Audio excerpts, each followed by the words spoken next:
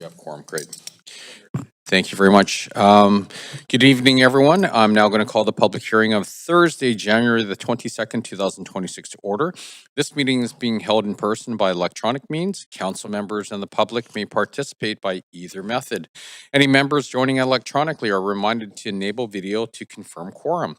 The meeting is being live streamed on the city's website and YouTube, and meeting progress will be updated regularly on X at Vancouver Clerk.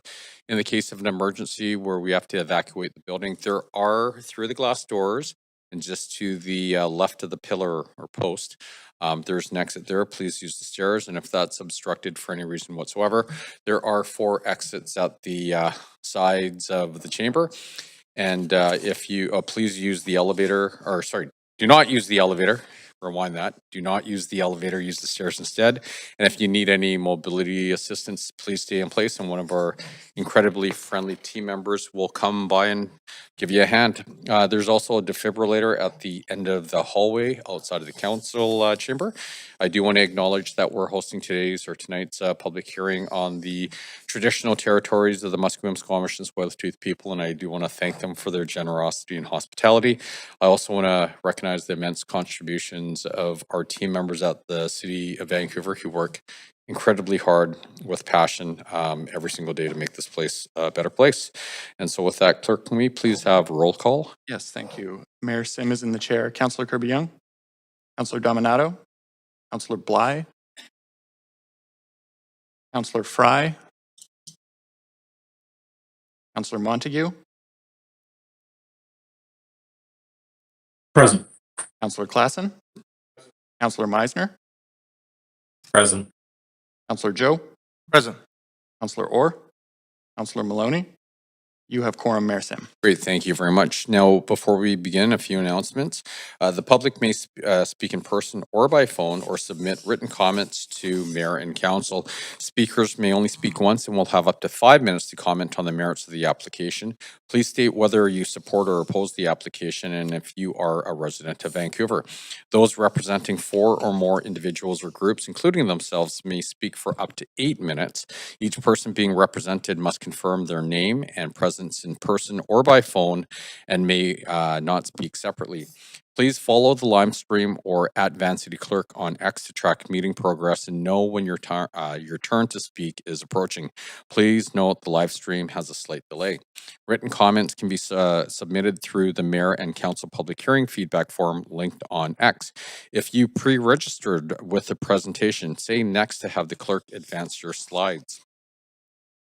A reminder, at public hearings, council acts as a quasi-judicial body and must focus solely on the merits of the rezoning or heritage application. Members may ask clarifying questions of staff or speakers, including the applicant, but should reserve debate until after the speakers list has closed. After hearing from speakers, council may 1, approve the application in principle, 2, approve the application in principle with amendments, 3, refuse the application, or 4, refer the application to team members for further consideration. Please note that a new public speaker podium has been installed on the left side of the public gallery, my right. At the moment, podium heights cannot be adjusted by the clerk, and so team members and public speakers, please adjust the podiums as needed using controls on your right-hand side. Finally, if not all speakers are heard this evening, the public hearing will recess and reconvene on Tuesday, January the 26th at, is this correct? 27th at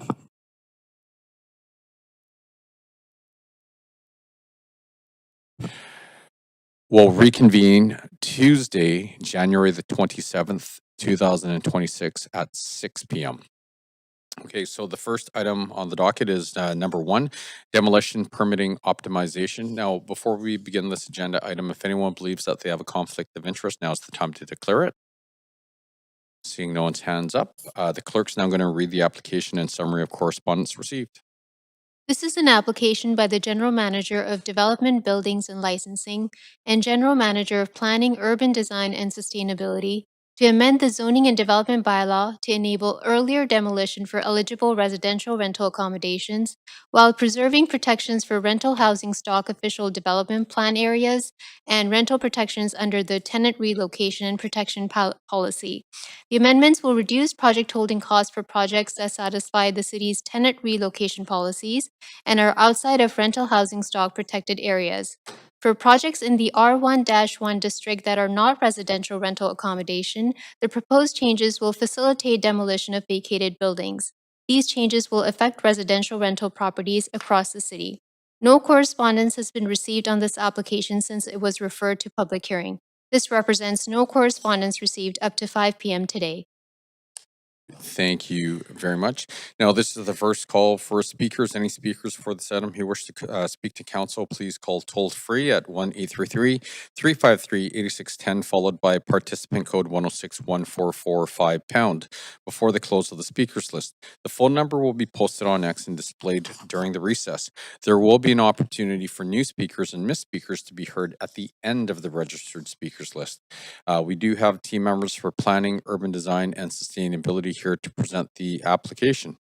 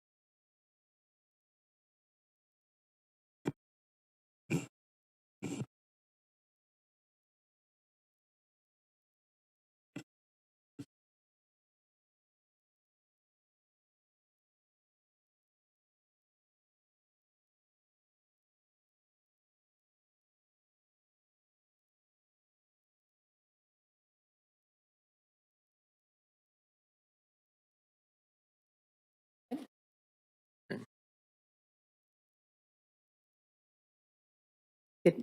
Oh, it's Please working. go Okay. ahead. Yeah, we're good. Okay. Awesome. Good evening, Mayor and Council. My name is Corey O'Kell. I'm the General Manager for Development, Buildings and Licensing. And with me today, I have our colleagues from Vancouver Police, Vancouver Fire Rescue, Housing, as well as Legal for the report that we are bringing forward for demolition permit optimization.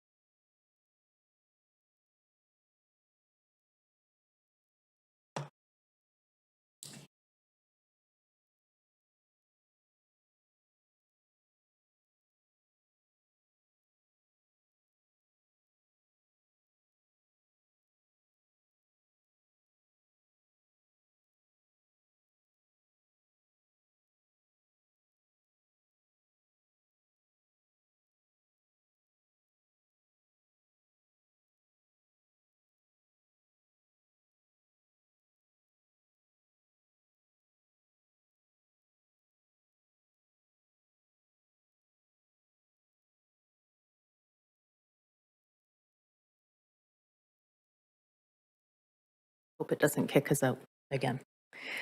So before starting this presentation, I'd just like to bring to Mayor and Council's attention that there is an incorrect reference in the draft bylaw.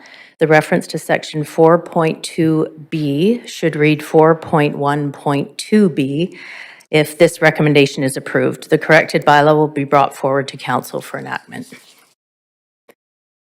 So the purpose of this report recommends changes to the zoning and development bylaw. With these changes, the city will be able to issue some residential demolition permits sooner while still preserving rental housing stock. Heritage sites in First Shaughnessy District will receive the same protections as they do now, and the SROs are not in scope of this.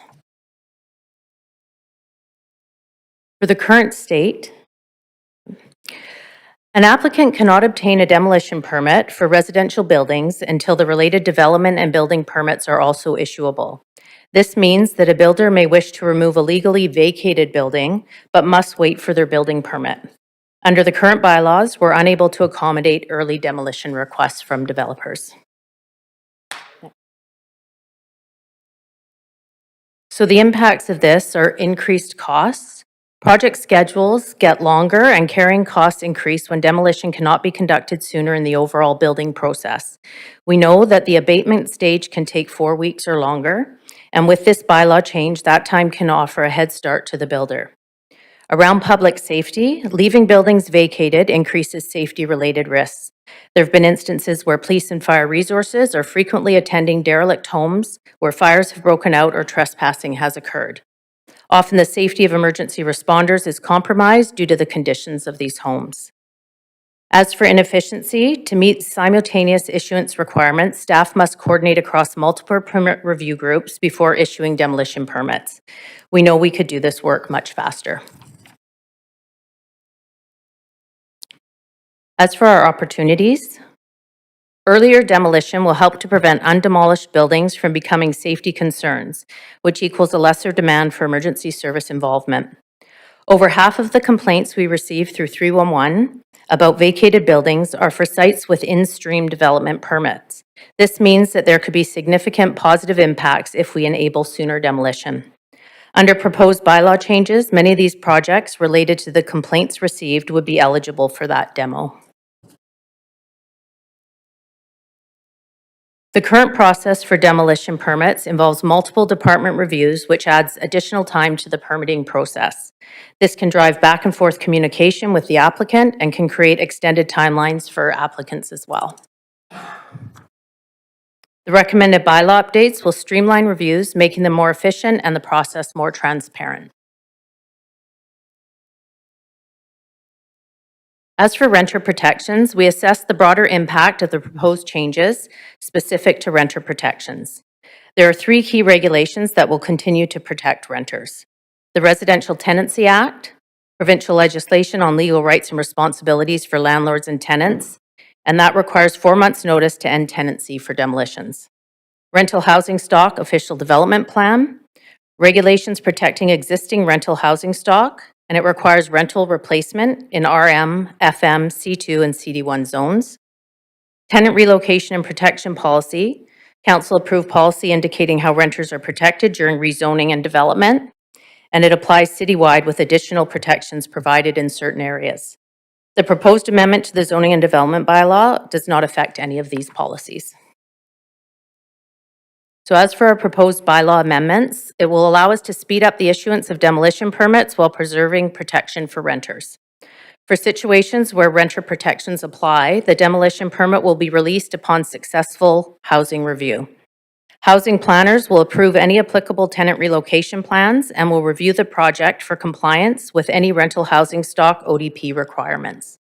For projects where rental housing stock and tenant protections do not apply, we will issue the demolition permit if it was owner-occupied and there are no rental concerns. If it was rental, we issue the demo permit when the new project is applied for. So the 3 key amendments proposed for Section 4 and Section 10 of the Zoning Development Bylaw are to amend permit sequencing requirements. This means that development permits can be released earlier and are not tied to another permit's issuance. Add a section that gives the Director of Planning discretion to vary permit sequencing for certain residential rental demolitions. With this discretion, staff can issue permits when we have sufficient evidence and confidence that renter protections have been observed. Remove requirements to have simultaneous issuance of development, building, and demolition permits for R11 non-rental residential buildings. Non-rental buildings in R11 will receive demolition permits sooner.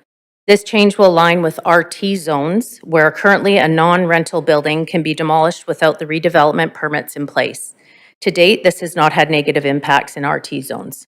As mentioned previously, this does not apply to Heritage or First Shaughnessy District or SROs. So staff recommendation is to approve these changes to the zoning and development bylaw. The amendments are intended to streamline permitting processing and to improve safety while protecting renters. Thank you. Great. Thank you very much. Okay, it's going to be a funny one to read. Please note that the applicants for this item are the General Manager of Development, Buildings and Licensing, and the GM of Planning, Urban Design and Sustainability. With that, do the applicants or their designates have any additional comments? Not at this time. I thought as much. Okay, are there any questions from council to team members or the applicants? And yes, you do. Councillor Dominato, you're up. Thank you, Mayor, and thank you for the update. I had a couple questions. I wanted to start with, when I was reviewing the report, there was sort of a highlight or daylight of the fact that there hasn't been a huge uptake of deconstruction efforts when seeking demolition permits. And I'm curious, well, I know that this wasn't really the intent of these changes, but I'm curious if you envision or foresee that might benefit seeing more deconstruction and salvaging, and if not, that's fine too. I'm just curious if you envision Yeah, that. so we do anticipate that will enable like more deconstruction of homes because they'll have additional time in place prior to the permits being issued. Okay, so in that case, there may be some salvaging of Yes. the construction materials and keeping it out of landfills potentially as a result. Yes, that's correct. Okay. And then I'm curious, because I don't recall this coming from any kind of member motion at council, but I take this report's coming because this has been an observation of staff over time and also engagement with industry that's signaled that this is an issue and that there's opportunities for efficiencies. Is that a fair assessment, or maybe you could elaborate on that? Yeah, that's correct. Over time, we've seen challenges where vacant homes are sitting and can't be demolished due to this policy. So speaking with industry and then also just assessing the timelines for processing, it was creating efficiencies by bringing this forward. One last question, because you referenced setting aside the context of development, but just there was reference to the fact that this would address buildings that are vacant and there's nuisance. And I know we've had police and fire called out numerous. Do you have a sense of the numbers of and how many instances where there's been call outs and there was no ability to demolish because of this existing framework? No, I'm here. I'll just pass it over to Andrew from DBL. Thank you for your question. I'm Andrew Busky, Assistant Director on Permitting Services. We don't have stats specific on vacant building callouts. We used the 311 stats because those were complaints about squatting, basically, is how we got to that. Out of those, we determined that 56% of those were under a permit review. And those, in essence, could have all kind of got on a sooner permit, and that would have been avoided. We didn't cross-reference any of the fire and the police callouts because we didn't have access to that data. Okay, no, it's helpful context because I suspect other councillors have fielded calls in the past as well about concern about vacant buildings and nuisance. So thank you. That's all my questions, Mayor. Thank you very much, Councillor Kirby-Young. Yeah, thanks. I just want to pick up on with respects to the home and demolition waste that Councillor Dominato referenced. And I know I did move a motion in May 2025 entitled Reducing Home Demolition Waste in Vancouver. That was to have a report back in fall 25, which hasn't happened yet. I'm just wondering if you can expand on the status of this work and if there's been any intersection or consideration with respects to this report that council has. So we didn't, we consulted with the solid waste group on this motion or this recommendation to make sure that it aligned with what they were foreseeing. It's with engineering services, that's not where this is coming from, but we did consult, and their idea was that yes, this would benefit the industry and giving them more time to deconstruct.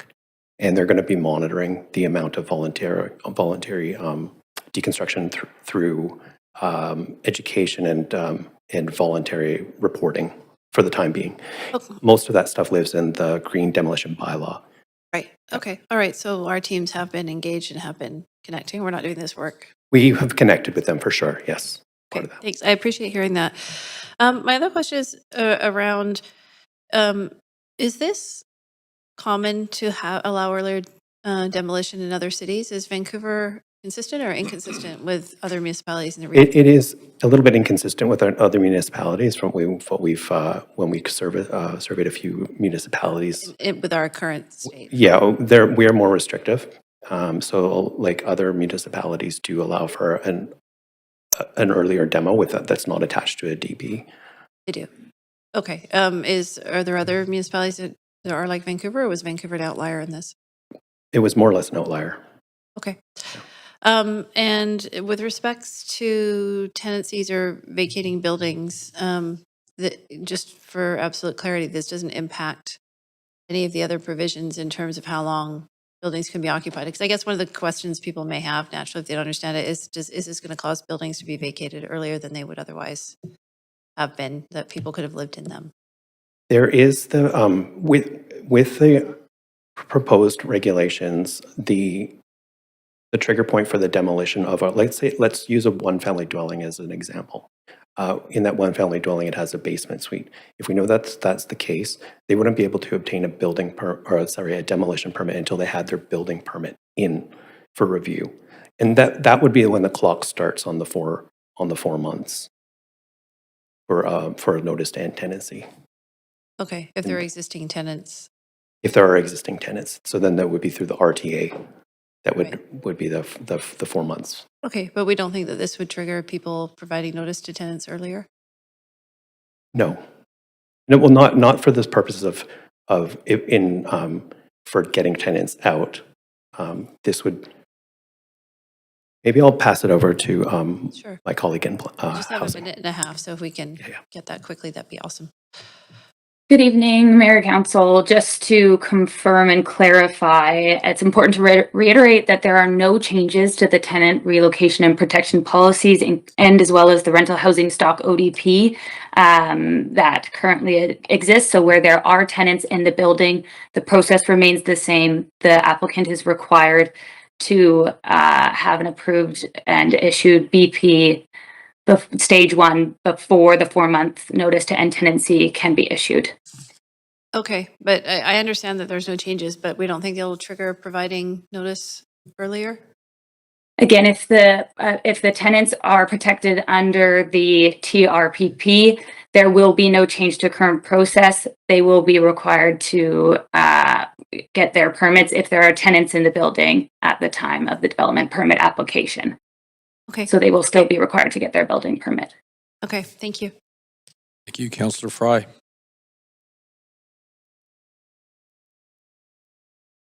Yeah, thank you. I'm curious about the tax implications of these early demolitions, and what would it mean for potential reassessment under what we see where properties sometimes get reclassified as Class 8 and significant tax savings for providing a community garden or dog park, and what it means for empty homes tax.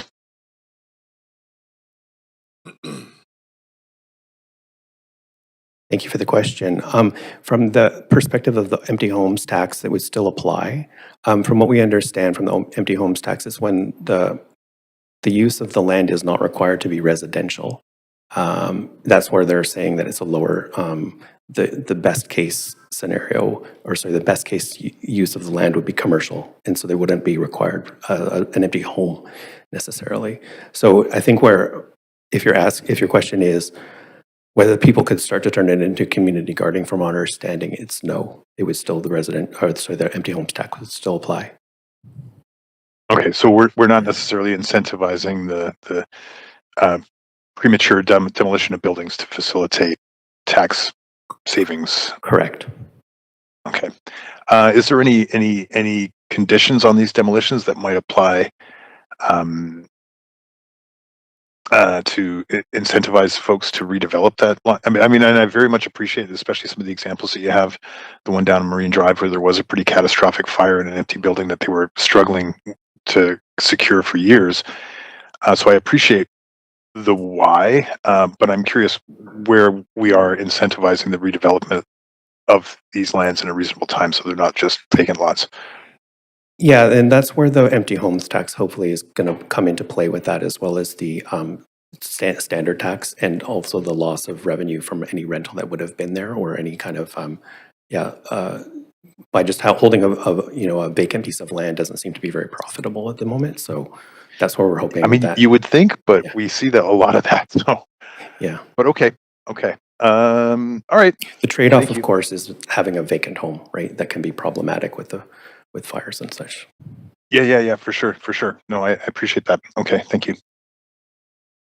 Thank you very much, Councillor Maloney.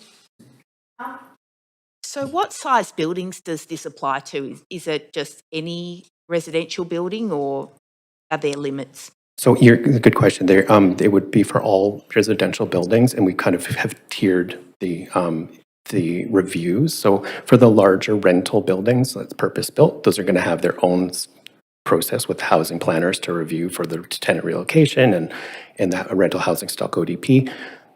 It doesn't mean that they're going to get a quicker permit necessarily. That they have to go through the process, but at least the review process will be will be a lot more transparent. In those cases, in the cases of smaller development that doesn't have the tenant relocation requirements and the replacement requirements, then those would possibly get a faster permit. All right. I mean, what I'm obviously most concerned about is that there are sufficient safeguards in place to ensure that tenants aren't pressured to leave earlier than they otherwise would have been. And I appreciate Councillor Kirby-Young asking the question, but can I just make sure I understand this right? So where there are tenants already in place, this doesn't change anything and they can't demolish until the building permit application process has commenced. Did I understand that right? If I could have my housing colleagues answer that question. Well, yes, that is correct. Where there are tenants existing in the building at the development permit stage, the applicant is not able to get an earlier demolition permit than what is already required. So that would be at the building permit issuance stage. Thanks. And how does rental stock become included in a rental protection area?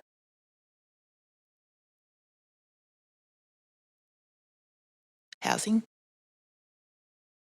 No, Molly Blower here. So we do have the rental housing stock ODP, which applies to parcels throughout the city based on the zoning.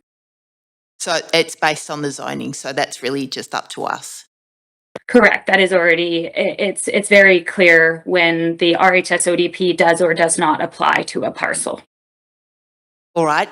Thanks. That's all I have for now. Thanks. Thank you, Councillor Clausen. Thanks very much. Just a few questions. First of all, I like a good graphic, and that graphic of showing the number of deaths that would be reduced in terms of the process was a good one. So whoever came up with that one, well done.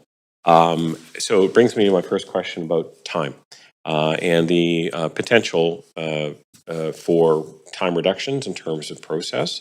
How much time on average do you potentially expect some of these changes to remove from demolition and construction timeline for eligible projects?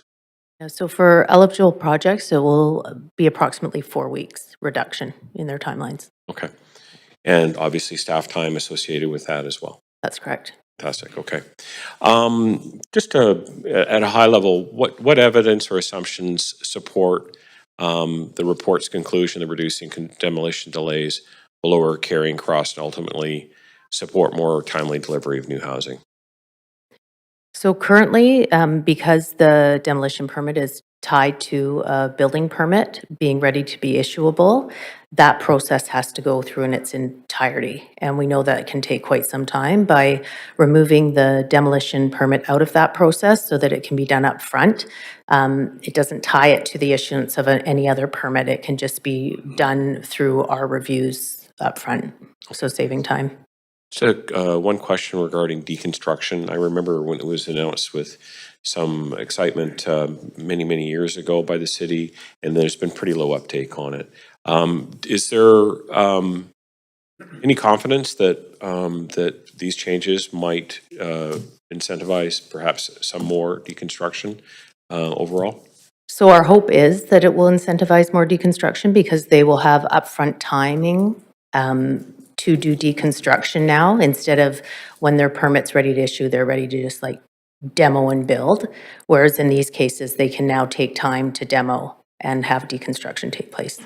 And I don't know this business well, but it's tough and it can be messy work. Has it gotten easier over the years? Are there new protocols for how, I know there's the concept of clean wood, for example, that doesn't have any stain or paint on it, can have nails in it, for example. But are there ways just to do deconstruction more simply than we did maybe 10, 15 years ago when this started? I'd have to get back to you. I can't speak to Okay, that. no worries. I Yeah. just thought I'd ask. Okay, thanks, Fred. Those are my questions, Mayor. Thank you very much. Okay, this is the second call for speakers. If there are any speakers for this item who wish to speak to council, please call toll free at 1-833-353-8610, followed by participant code 1061445# before the close of the speakers list. The phone number will be posted on X and displayed during the recess. We're now going to hear from the public. Any registered speakers in the council chamber, please come forward to the left podium when your name is called. Phone-in speakers will be unmuted when your name is called. Speakers will have up to 5 minutes to make their comments and should limit their comments to the merits of the report being considered. Our first registered speaker is speaker number 1, Natalie Ming. Natalie, are you on the line? Speaker number 1 is not on the line. Okay. Speaker number 2, Randy Helton. I'm here. Hi, please go ahead. Okay, thank you. The voice is coming through? Okay, thank you. The clerk said that there was no correspondence, but in fact, there is one item of correspondence, and it's from me, so you can refer to on the website, please, later. But I've just note this. I think this is a very important topic that has not received enough attention. There's the demolition permitting optimization proposal. It's an 11-page report. 11-page report. I spent a few hours going through it, trying to understand it as a non-professional. But I'm trying to read between the lines in terms of what are the implications. And I wonder if the council has received enough proper of a briefing during this 5-minute presentation just now with a few questions. I have a sense that there are very serious implications, and on the back of the envelope, I figure that there could be displacement and demoviction of up to 30,000 or over 30,000 residents over the next 5 years as a result of this policy if it's adopted up till 2031. I hope I'm wrong, but I urge council to take this with great responsibility and ensure that all questions are answered before you vote to approve it or reject it. I think that things need to be quantified more carefully and projections need to be made. Lubricating the ease of demolition, while it may make speculation and the financialization of land more predictable for developers, global capital, and REITs, real estate investment trusts, it could be devastating for Vancouver neighborhoods and residents.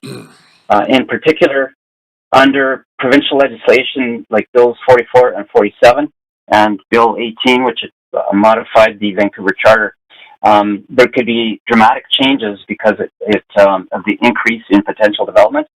Under the multiplex policies, there's already 950 multiplex units in the pipeline in Vancouver. This policy, I think, could also affect the Broadway Plan area, the future UBC X extension, 16 blocks wide towards UBC, if that goes ahead, as well as Rupert and Renfrew area, where you approved last month the Vancouver Villages plan. I've done some research, and it's now a hotbed of land assemblies, many of them being done by numbered companies so it's difficult to find out who's behind them. Across Vancouver, tens of thousands of people live in unauthorized rental suites. I believe that this policy could put them at risk or seriously reduce their rights as renters.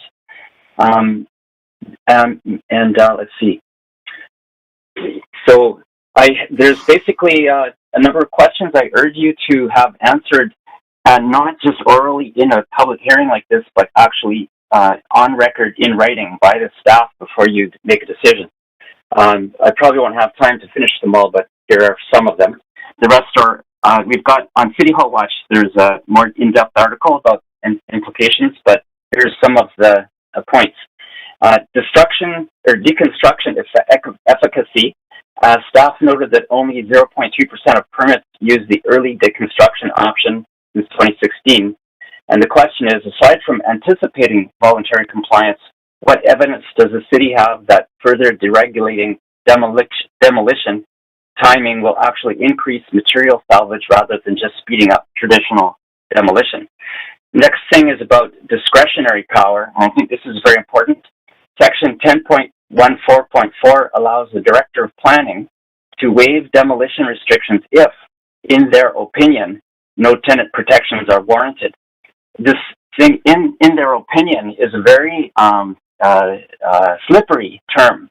The question is, what objective, transparent criteria will be used to make this determination? Will these decisions be subject to public oversight or even council oversight? What is the appeal process for a resident or neighbor if they disagree with the director's opinion? Number 3 is neighborhood blight. If this policy allows demolition permits to be released before building permits are issuable, the question is, if a developer demolishes a building early to save on carrying costs, but then chooses not to proceed due to market shifts, what mechanisms will the city use to prevent the proliferation of vacant fenced-off lots?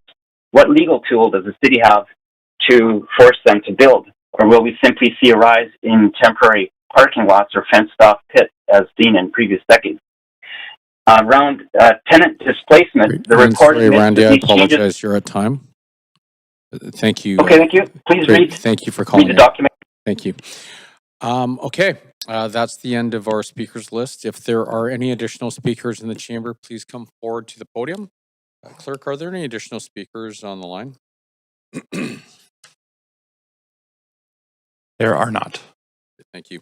This is the third and final call for speakers. If there are any speakers for this item who wish to speak to council, please call toll free at 1-833-353-8610, followed by participant code 106-1445# before the close of the speakers list. The phone number will be posted on X and displayed during the recess. We're now going to take a 2-minute recess for any additional speakers to come in, to call in or come forward to the podium.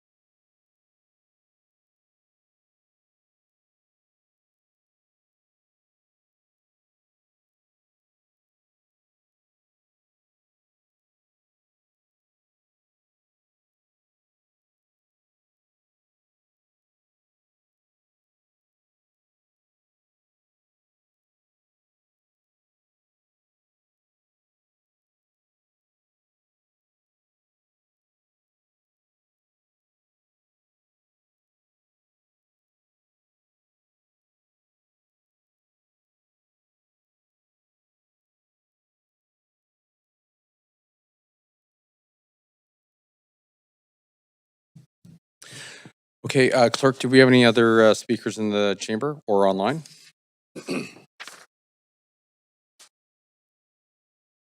We do not. Okay, seeing no further speakers, the speakers list is now closed. Has there been a large volume of public comments received on this item since 5 p.m.? There has not been. Okay, seeing that there are few or no public comments received after 5 p.m., I'm now going to close the receipt of public comments. Does the applicant have any closing comments? No. Do our team members have any closing comments? Not at this time. I didn't think so. Okay, does council have any final questions for our team members? Councillor Claassen. Yeah, just one quick question for staff, Mayor. Just the caller that came in, I checked and refreshed the screen, so clearly the correspondence came in quite late, just after 5 o'clock. But will council receive a briefing and an update as to the outcomes of these policy changes, assuming they are approved? Yes. Thanks very much. That's it, Mayor. Thank you very much, Councillor Orr.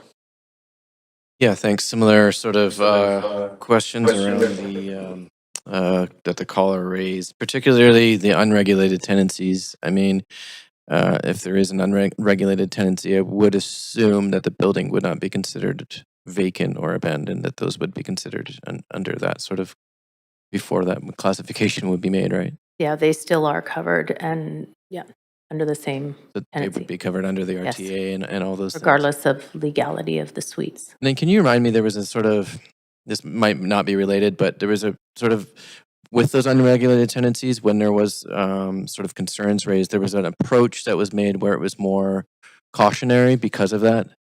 We had a briefing a little while ago. I just can't remember the name, like the style of, like, you don't go in like with a heavy hand.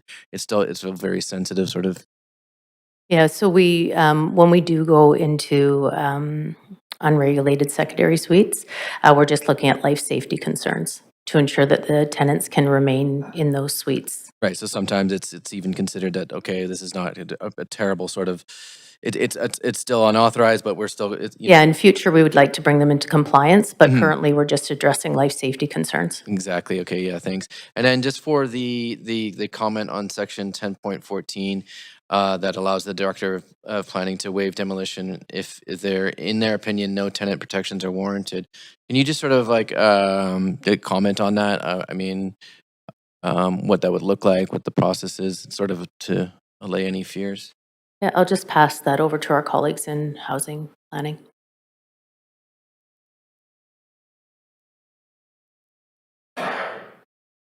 Apologies, can you please repeat the question?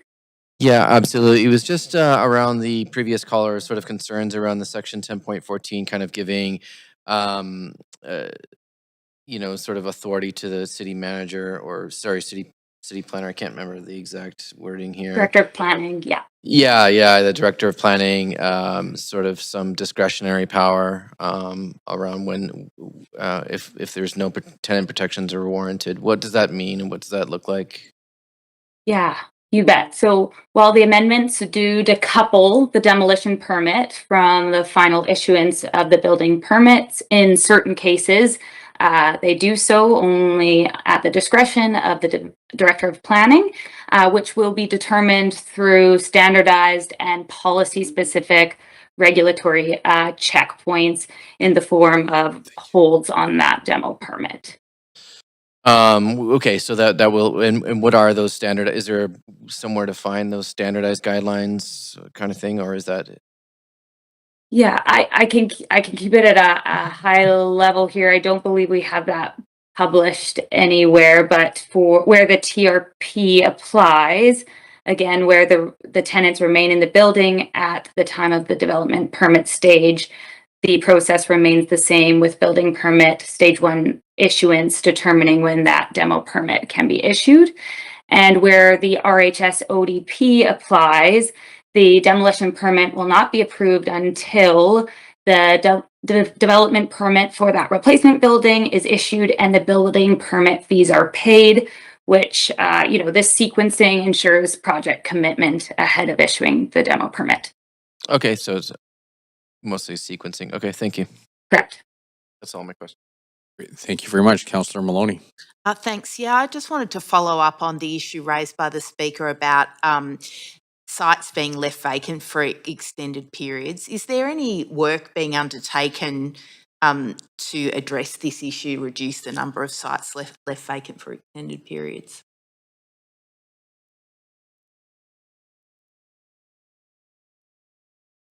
Thank you. So you're referring to a vacant site, a site that's been cleared? No, we would typically just tend to those with property use, but in our opinion, a vacant site is much more easy to deal with than a vacated building where we have access issues and all the risk of fire and vandalism and all the things that go along with that. So what we're saying is, even though this vacant site might not be ideal, it's better than a vacant building that we're having to tend to constantly. Thanks very much. Great. Thank you, Councillor Fry. Sorry, Mayor, are we on questions or comments? This is final questions to team members. Okay, I really just wanted to offer a couple of closing comments. Yep, you'll have an opportunity after. Great. Okay. Okay, thank you very much. So did we receive any additional public comments since the close of the public comments?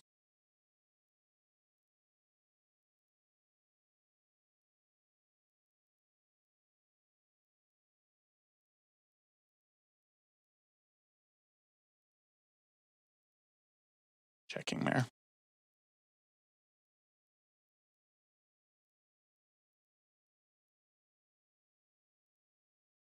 No, we did not. Okay.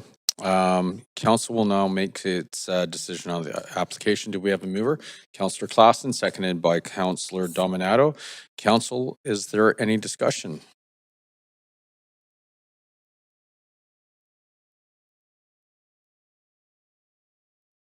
Councillor Fry? Yeah. Sorry, I keep too many windows open. There we go. Please go ahead. Yeah, thanks. Thanks for indulging me there. I just want to reflect, and I do appreciate Randy Helton's comments and concerns.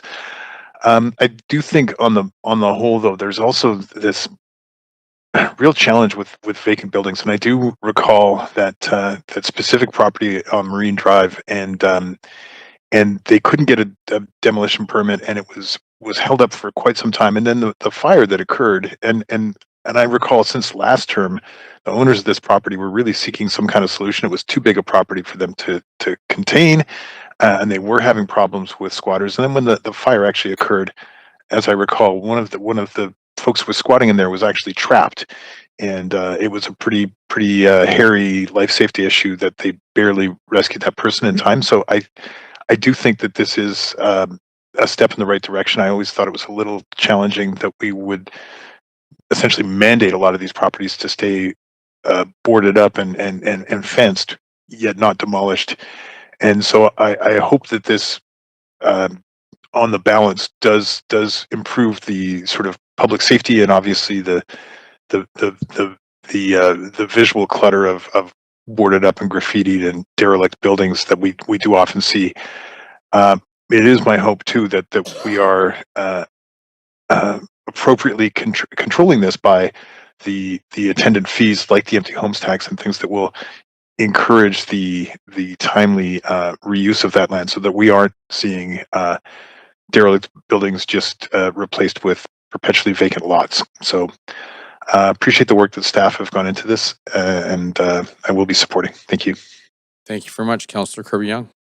Yeah, thanks. I know that we've been working through a process of streamlining a lot of our regulations and attempting to avoid some of the Made in Vancouver solutions. We've had some where there have been some benefit, but often where we've added sort of additional requirements in Vancouver that we haven't had in other municipalities. So for me, it was very interesting to hear that Vancouver is an outlier in this regard. Like all policies, I think when you make shifts, you want to monitor them to see if they are having the effect that's intended and not unintended consequences. But if it did really strike me that if Vancouver is sort of one of the only ones that was requiring this, then that seems to be a bit of an anomaly. I also know I've been spending a lot of time talking with folks like Renewal Development and others, as has Councillor Dominato, that one of the challenges when those approvals, permits finally come through is that project proponents just want to get going. And sometimes that, because there's just a financial strain and a need to do that, and that can limit the options for doing things like deconstruction because they have to just get in and out of the site as quickly as possible. So hopefully that'll be a positive. I'm looking forward to that work coming back and seeing if that's also a metric as well, in addition to sort of the life safety considerations or fire police calls, that we actually see if we can encourage some of that. But I'm looking forward to seeing how that work comes forward soon, hopefully, because that's another thing that I think council is interested in seeing. Thanks. Thank you very much. Councillor Claassen. Yeah, just real brief comments. I plan to strongly support this. I know that when we started this term, there was certainly a strong sense that there are ways that we could streamline and improve and shorten the timelines. And we have seen a lot of leadership from DBL, our Development and Building Licenses Department, in terms of making improvements, this adding to that list of work that they've done. So I just want to acknowledge that work and thank you. And I know that there has been care taken in terms of making sure that those who that people are not unduly impacted in terms of their rental housing. But this is, again, a measure for us to speed up timelines, reduce costs, all in the direction of trying to build and grow our city and create new housing. So thank you very much. Thank you. Okay, so I'm now going to call the vote. If we can please go to the voting panel. Mayor, it's Councilor Morning. If I get a vote assist in favor, please. Okay, thank you. Great, that passes unanimously with Councillor Bly absent. That completes item number 1. Thank you for all of your work. Okay, item number 2, rezoning 1249 through 1263 West 41st Avenue. Before we begin this agenda item, if anyone believes they have a conflict of interest, they can disclose it, please. Seeing no one's hands up, the clerk's now going to read the application and summary of correspondence received.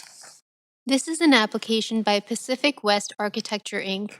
to rezone 1249-1263 West 41st Avenue from R1-1 Residential Inclusive District to RR-2B Residential Rental District to permit the development of a 5-story residential rental building. A floor space ratio FSR of 2.2 is proposed. The General Manager of Planning, Urban Design, and Sustainability recommends approval, subject to conditions set out in the summary and recommendation. The following correspondence has been received since referral to public hearing. 1 piece of correspondence in support, 2 pieces of correspondence in opposition, and 1 piece of correspondence regarding other aspects related to the application. This represents all correspondence received up to 5 p.m. today. Great, thank you very much. This is the first call for speakers. Any speakers for this item who wish to speak to council, please call toll free at 1-833-353-8610, followed by participant code 1061-445#. Before the close of the speakers list, the phone number will be posted on X and displayed during the recess. There will be an opportunity for new speakers and missed speakers to be heard at the end of the registered speakers list. Now, we do have team members from Planning, Urban Design, and Sustainability here to present the application. There are no registered speakers for this item, so council may waive the presentation unless any members wish to see it. Councillor Joe, thank you. Seconded. Right, Councillor Dominato, any discussion? Okay, all in favor of waiving the presentation say aye. All those opposed say nay. Great, we will waive the presentation, which I know would have been incredible, so. Would the applicant like to present the application in attendance? No, we won't do the presentation. Okay, great, thank you. Thanks. Are there any questions from council to our team members or the applicant, noting that this is the only opportunity for council to ask questions of the applicant? Seeing no one in the queue, this is the second call for speakers. If there are any speakers for this item who wish to speak to council, please call toll free at 1-833-353-8610, followed by participant code 106-1445 # before the close of the speakers list. The phone number will be posted on X and displayed during the recess. We will now hear from the public. Any speakers in the council chamber, please come forward to the left podium when it's your turn. Phone-in speakers will be unmuted when it is your turn to speak. Speakers will have up to 5 minutes to make their comments and should limit their comments to the merits of the report being considered. Clerk, do we have any speakers in the chamber or online? We do not. Okay, this is the third and final call for speakers. If there are any speakers for this item who wish to speak to council, please call toll free at 1-833-353-8610, followed by participant code 106-1445 # before the close of the speakers list. The phone number will be posted on X and displayed during the recess. We're now going to take a 2-minute recess for any additional speakers to call in or come forward to the podium.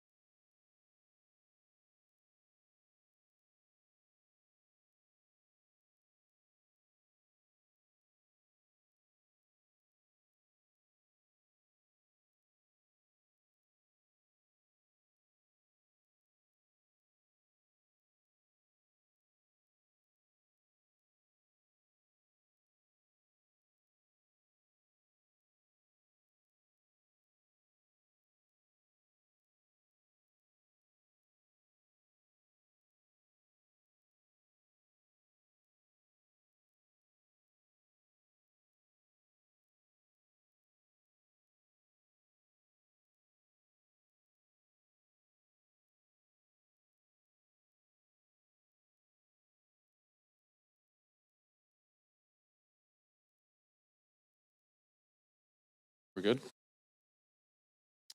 Okay, so Clerk, do we have any additional speakers in the chamber or online?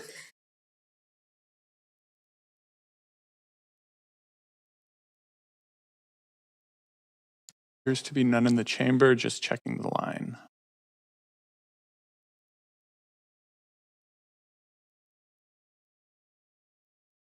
No, there are none on the line. Thank you.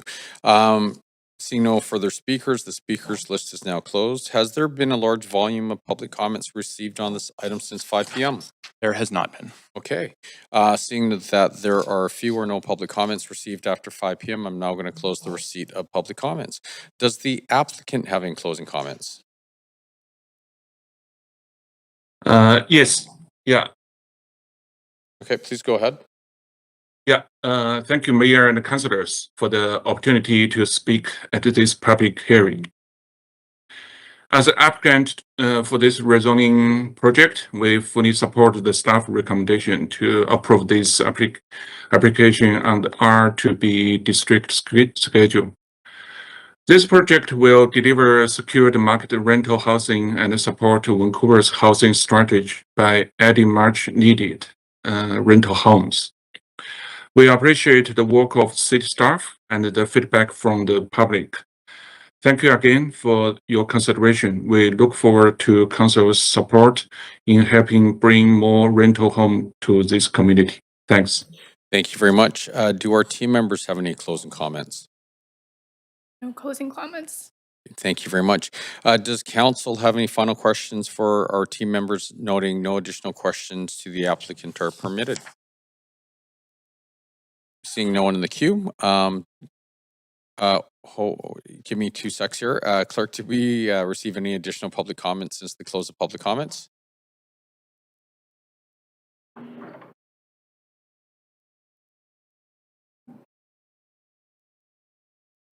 We did not. Okay, thank you. Council will now make its decision on the application. Councillor Joe did move the recommendation. Can we please get a seconder? Thank you, Councillor Dominato. Council, is there any discussion? Seeing no one in the queue, I'm now going to call the vote. If we could please go to the voting screen and if council can register their votes. Mayor, I'm having a technical challenge connecting to the voting screen. If you wouldn't mind counting me down as the vote in favor. Okay. Thank you. And Mayor, I'm sorry, there does seem to be a technical issue with the Crestron panel, so if I get a vote assist in favor too, please. Okay.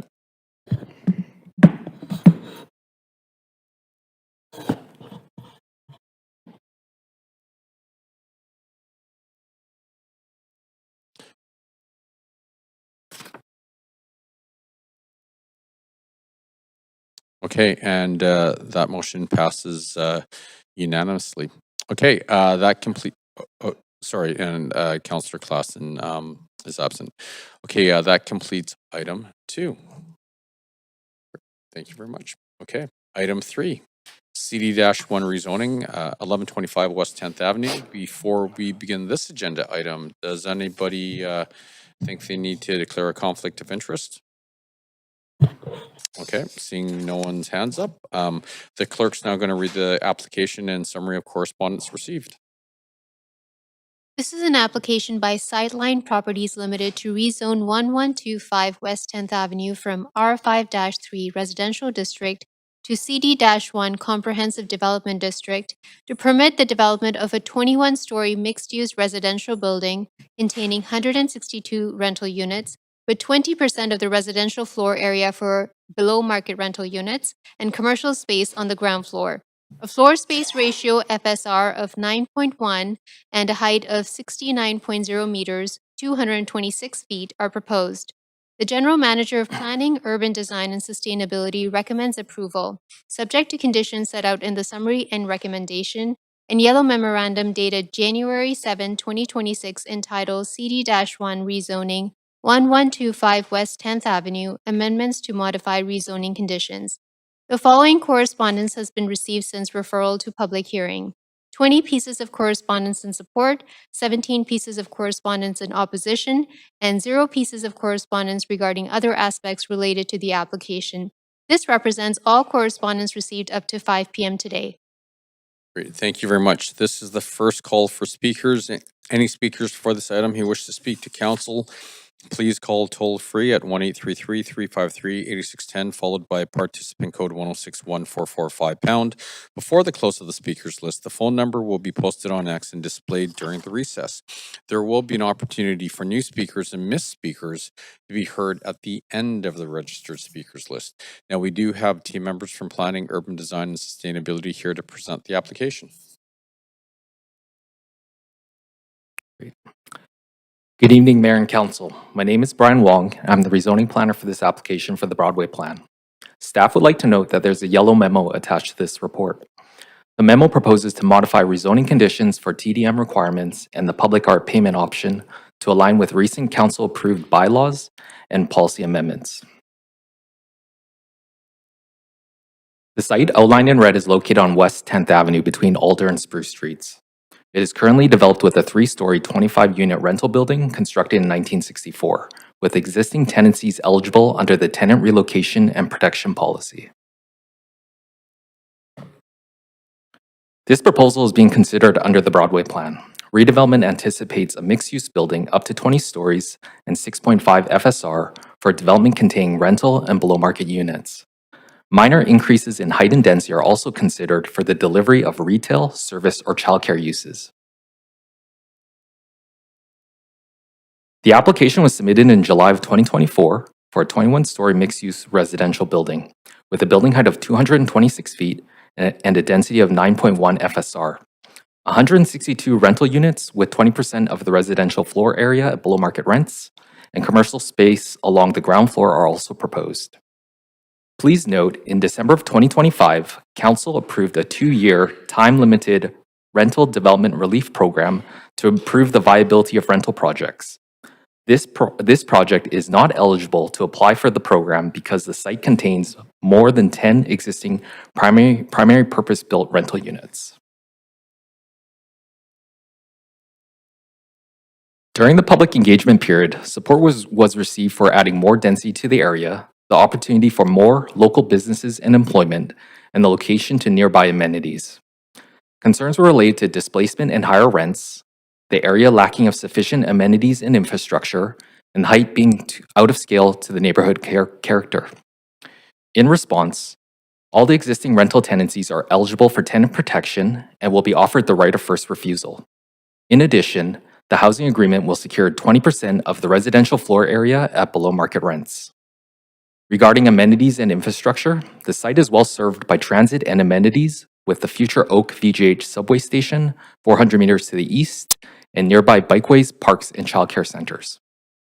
Lastly, the proposal meets the form and development expectations of the plan, and staff have added urban design conditions to further enhance neighborliness, the public realm, and the pedestrian interface. The expected DCL contribution is approximately $1.8 million, with a public art contribution generating a total public benefit of $2 million. Other benefits are the 162 rental units and approximately 33 below market units. In conclusion, this proposal meets the Broadway plan, and staff supports this application subject to conditions. Staff and the applicant team are available to answer questions. Thank you. Great, thank you very much. Would the applicant like to present the application if in attendance?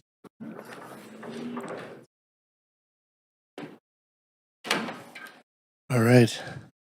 Good evening, Mayor and Council. My name is Dustin Clausen. I'm heading up this project here for Sightline Properties. First off, I'd just to thank you guys for taking the time to hear us out and considering this proposal for rezoning. Really appreciate it. I'll take this moment to introduce my team. I have Sandro here, our architect. I have James and Matthew from Somerville. They're our tenant relation coordinators. And I also have our landscape designer online, Andrew, they're all available to answer any questions you have on this rezoning proposal. At this time, I'd like to take a couple points I'd like to make about this project. The first point being, like Ryan said, the form and development of this project meets all the requirements of the Broadway plan except for the FSR. The FSR sits at 9.1 above the 6.8 allowable FSR. The reason for this is the small site area. We only have 100-foot frontage to our site, and thus the FSR jumps up in this case. To make this project financially viable, we needed the extra FSR and rental units. We also know that this leads to a greater public benefit and that we are able to provide a total of about 40 extra rentable units and approximately 8 below market units because of this extra FSR. Simply stated, if we had had a normal 150-foot frontage, we'd be sitting well below the 6.8 allowable FSR with the same building. And to note, we have officially requested that both our neighbors to the east and the west to consider partnering with us, and they declined. The second point I'd like to make is we want to confirm that the proposal also follows the enhanced tenant relocation and protection policy. We think this is very important. We have engaged Somerville as our tenant relation coordinator. As I introduced James and Matthew here, tenants have had 9 touch points so far since the application, including notification of tenants of the proposal, the all tenant meeting, various updates, and the city's eligibility letter and needs assessment survey. There are 25 units in the building, and all 25, there are 25 eligible tenant households. Somerville is here to provide further information if there are any questions. So Council Mayor, thank you for your time. We're here to answer any questions you have. Again, thank you. Great, thank you very much. Are there any questions from council to our team or the applicant, noting that this is the only opportunity for council to ask questions of the applicant? Councillor Orr. Yeah, sorry, just a quick one. I noticed on the presentation that it did say the number of below market that was anticipated was 33, but on the On the referral port, it didn't have that. Sometimes it does have it on the referral port, and sometimes it doesn't. So I don't really have a question because it was kind of answered. But is there maybe the question is why are they sometimes on the referral port and sometimes not?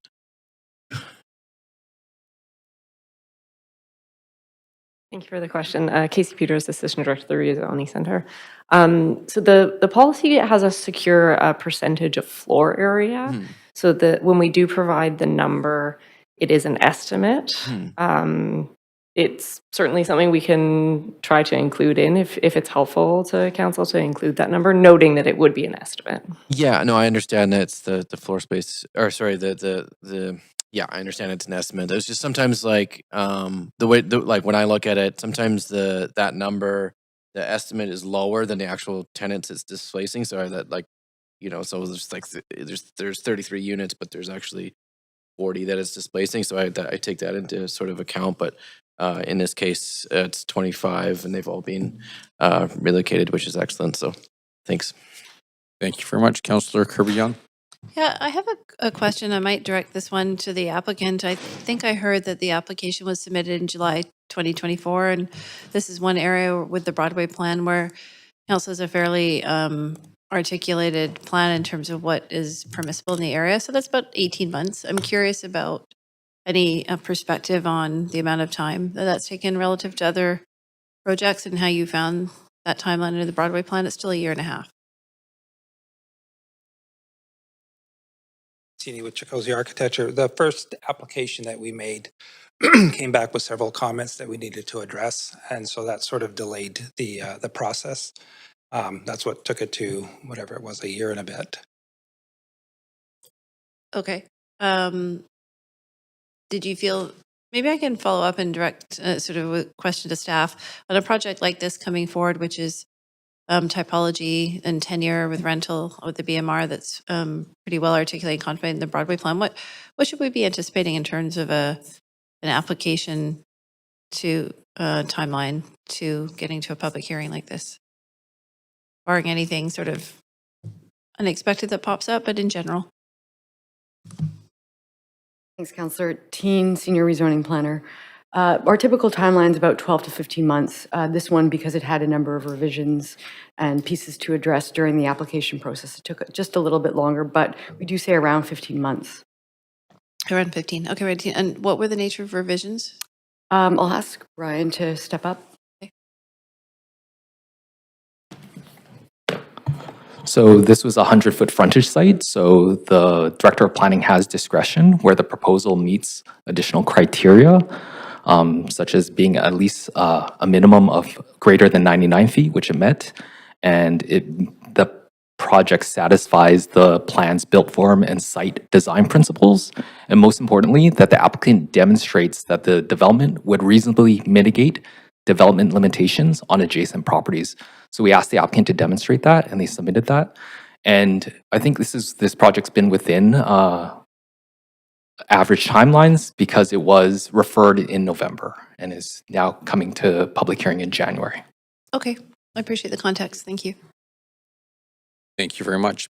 This is the second call for speakers. If there are any speakers for this item who wish to speak to council, please call toll free at 1-833-353-8610, followed by participant code 1061445#. Before the close of the speakers list, the phone number will be posted on X and displayed during the recess. We're now going to hear from the public. Any registered speakers in the council chamber, please come forward to the left podium when your name is called. Phone and speakers will be unmuted when your name is called.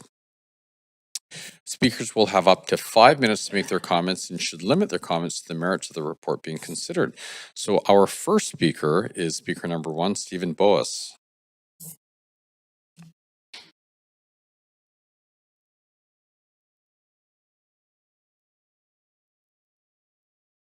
Stephen, it's actually on the other side now. It's on the left. Yep. Yeah.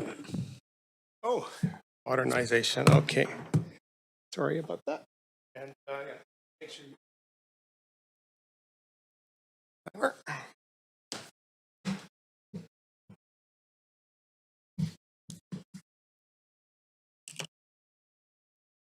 Okay. Okay, you guys, can everyone hear me? Hey, my name's Stephen Bose. I'm a renter. I have a degree in landscape architecture. Oh, can I continue? Okay. And I work in the visual effects industry. This is the kind of rental building that we want to keep. There are demo evictions here and displacement. I have talked to tenant, and apparently there are a few new tenancies, so you should check that number 25 figure. Next slide. Next slide. Yeah, this shows all of the nearby rezoning applications, including the ones in orange that have been approved, and those are 150-foot frontages. And then there are two 100-foot frontages. One of them's on the corner lot, which is a little bit better, and this one's mid-block. It's really not suitable for a building of this size. And next slide. Here's another view of this mid-block site. There, I'm a cyclist, and there would be a lot of construction here. And note that there is no parking on the north side of the street. There's no parking on the other side of Broadway. So 67 parking spots for so many rental units doesn't add up. There would be a huge loss of street parking and a lot of issues there. Next slide. If you go to the other side of the block, there's a lot of retail shops and other things along West Broadway. There is no need for retail on this property, especially given the small size and the difficulties there. You can see pictured is the 10-story building at Spruce and West Broadway, which is now not undergoing construction because the developer is under receivership, and it's kind of capped at 9 stories. So this is what can happen when a developer runs out of money and a building stalls like that. Next slide. Here is again the context, so you can see the scale of the neighborhood. Next slide. And this is a computer rendering that I've done to show what it looks like in context from street level on West 10th, on both sides of the street, including the proposed tower on the other side of the street on the left. Slide.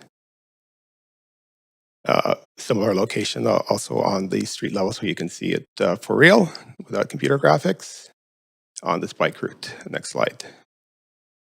In context, I'm really curious about staff's comments that it meets the objectives of the plans. It doesn't. It's 9.1 FSR. The plan says 6.5 FSR, maximum 6.8 with retail at grade. So it does not meet the Broadway plan, and it's absolutely not neighborly. Like, take a look at those setbacks.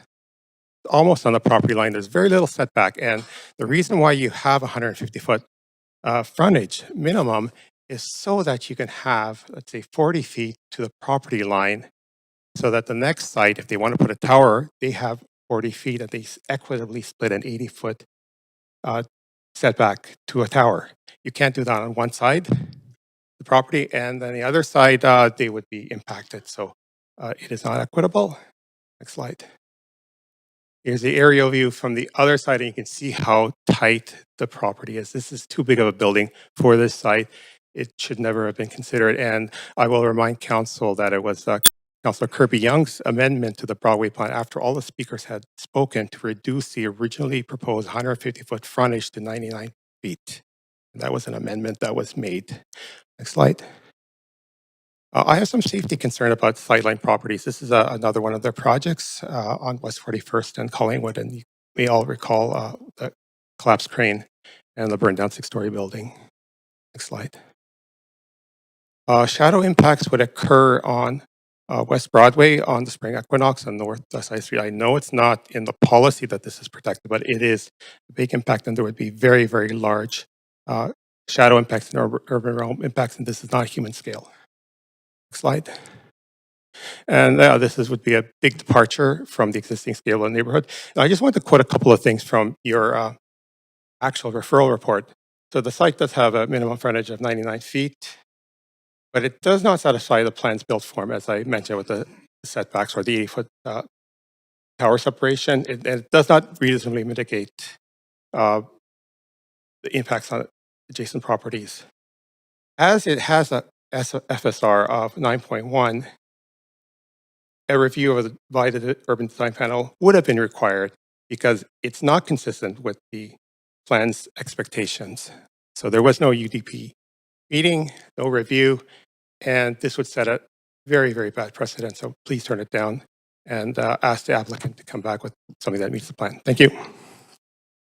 Thank you very much. Councillor Kirby-Young? Yeah, I do have one question for the speaker. I'm just wondering, Stephen, why do you keep showing us renderings that as monolithic white blocks with no articulation or windows or indentations, just monolithic white blocks? Well, I actually have shown you renderings that have windows and trees and so on. In this case, this is a massing model. It's a 3D massing model. It's actually used in the applicant's booklets, and this shows the massing and the scale and the height of buildings there. And it's a common practice in architecture and landscape architecture to show models like this to show scale and fit. It's not, I'm just curious, it's not something we typically see. It's amazing what tools are out there, but thank you. Now, if I had a lot of time, No, thank could you. just- That's all. That's all. Great. Thank you very much. Okay, speaker number 2, Louis Villegas. Villegas.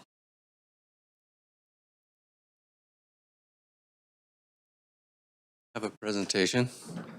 Thank you. Next slide, please. My name is Louis Villegas. I am a Vancouver resident practicing urbanism in Canada and the United States for 40 years. Okay. We've gone too far. That's okay. Hang on to that one. I'm opposed to this proposal just as I'm opposed to all towers in the neighborhoods. Great cities are made one neighborhood at a time. SkyTrain and tower plans, on the other hand, are a clear sign that government in Canada has been captured by industry. Towers belong downtown. Neighborhoods thrive on human scale build out, what I call good urbanism, but built in the local vernacular. Broadway plan is no such thing. It gives away density and height to the developer cabal in order to curry political favor from the yes culture. Communities and neighborhoods are being bulldozed to secure political donations and generate revenue. Sorry, Next slide, please. Yeah, we've been through this before. If you're going to make comments that sort of impugn the character of any individual or group, that's offside. And if you do it again, I'm going to have to exert my right to stop your ability to present on this topic. Okay? Okay, fine. Next slide, please. Our 1960 apartment districts, which were not that good to begin with, are now being raised to make room for towers. Never mind that over the ensuing 6 decades, these structures have provided affordable housing, a role abandoned by government 4 decades ago. Next slide, please. On this side, we have proof of the Broadway plan's intentions. Give away as much density and height as possible, never mind any physical consequences. Because the minimum parcel size is being reduced by 33% on this site, the density increases from 6.5 to 9.1 FSR. That's 33% more crowding. That's 33% more shadowing. That's 33% more overlook on neighboring sites. Next slide, please. Below market rental is not affordable housing. That's because the market is 14 times over affordability and has gone up 14 times since 1990. Next slide, please. Here are the numbers. Affordability lives at 300 to 800% PI ratio, or the home price to household income ratio. As the table demonstrates, we are at 14 times or 1,400% over affordability in Vancouver. Next slide, please. Currently, median home prices are 2 to 5 times over affordability. So a 20% reduction is just as a bad joke being perpetrated by government on Canadians. Next slide, please. Since 1990, Vancouver real estate market has transitioned from a challenging but manageable environment to one of the most unaffordable and in the world, with home prices vastly outstripping income growth. Quotes like that are all over the internet. Next slide, please. However, the reasons that are given on the internet and by writers and reporters for the housing crisis typically miss the point. They talk about geography, population growth, and a stagnant economy. Next slide, please. Geography is not lifting land prices. Rather, building 80 kilometers of SkyTrain over the first 40 years is a major cause of the housing crisis, trapping Canadians in a too small core area where they fall prey to land price lift. Neither is population growth a major cause of the housing crisis. Canada is the largest country or democracy by land mass. We're not running out of space anytime soon, but we do seem to have run out of good ideas. Finally, the stagnant economy. Yes, a housing crisis sucks capital out of the community to invest elsewhere. Next slide, please. Here's the SkyTrain. Government built this gold-plated people mover instead of a real transit system, and the residents are trapped in the core, and the SkyTrain has denied them the mobility they need to get to places where they can find affordable housing. For the same cost of building 80 kilometers, and I'm sorry, I have miles in the slide, they're actually kilometers. For the same cost of 80 kilometers of SkyTrain, we can build 570 kilometers of modern transit. That would return mobility to the population and make cheap land available for affordable houses. 570 kilometers of transit would be a boon to our city because Vancouver is a hub and all lines will converge here. Thank you for this opportunity to speak. Thank you. Great red flashing on that clock. Speaker number 3 has withdrawn. Speaker number 4, Kiana Fraser. Is Kiana on the line? Hi there. Yeah, I am. Can you hear me? We can hear you great. Please go ahead. Fabulous. Hi, everyone. My name is Kiana, and I'm here to speak in favor of the proposed apartment development. Council, as you know, Vancouver is facing one of the most acute housing challenges in Canada. For many years, the number of people seeking rental housing in this city has far outpaced the number of units available. In fact, when I looked into it earlier, vacancy rates for Metro Vancouver have consistently been well below the healthy benchmark of at least 3% and often hovers under 1%, meaning there simply aren't enough homes in the market for people to choose from. This creates pressure on rent, forces people to accept units that are too small or too expensive, and limits mobility for renters within the city. One recent regional housing report estimated that Metro Vancouver needs over 11,000 new affordable rental homes each year just to begin to close the gap between supply and demand, which is a sharp increase from our historical averages. This shortage disproportionately affects young renters like myself, especially those aged 25 to 44, who make up a large portion of the renter households in the region. As a human resources professional, something that I'm acutely aware of is that rent in our region has risen much faster than wages, with median rent increasing significantly faster than average income over the past 2 decades. Because of this imbalance, many young people are being priced out of Vancouver itself and pushed to look for housing further from their jobs and support networks. Having 20% of the floor being dedicated to below-market price rental units will contribute to fighting against this issue. This proposed development responds directly to our reality. By increasing the rental housing supply in a transit-oriented location, it supports not only affordability, but also sustainability. Building homes near frequent, reliable transit, like the new SkyTrain station planned for this area, means that residents can be less dependent on cars, which reduces traffic congestion, cuts emissions, and supports our city's broader climate goals. Transit-oriented development fosters vibrant neighborhoods where everyday needs are met within walking distance, including grocery stores, cafes, restaurants, community spaces, and services that will contribute to the local economy activity. High-density developments close to transit have also been shown in cities around the world to allow people to live close to jobs and amenities while reducing per-person greenhouse gas emissions compared to the city's current low-density sprawl. In Vancouver, these benefits are especially important as we aim to meet our regional sustainability targets and build a more equitable city for everyone. Beyond the numbers, this development will allow more young renters to stay in Vancouver. People want to live in communities with rich cultural life, job opportunities, and walkable neighborhoods. Denying new housing in appropriately planned areas only makes it harder for both aspiring and lifelong Vancouverites to build their lives here.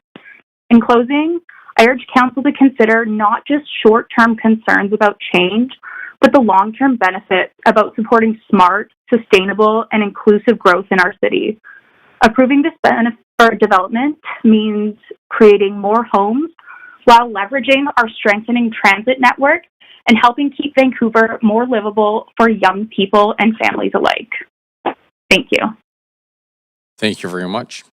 Speaker number 5, Matthew W.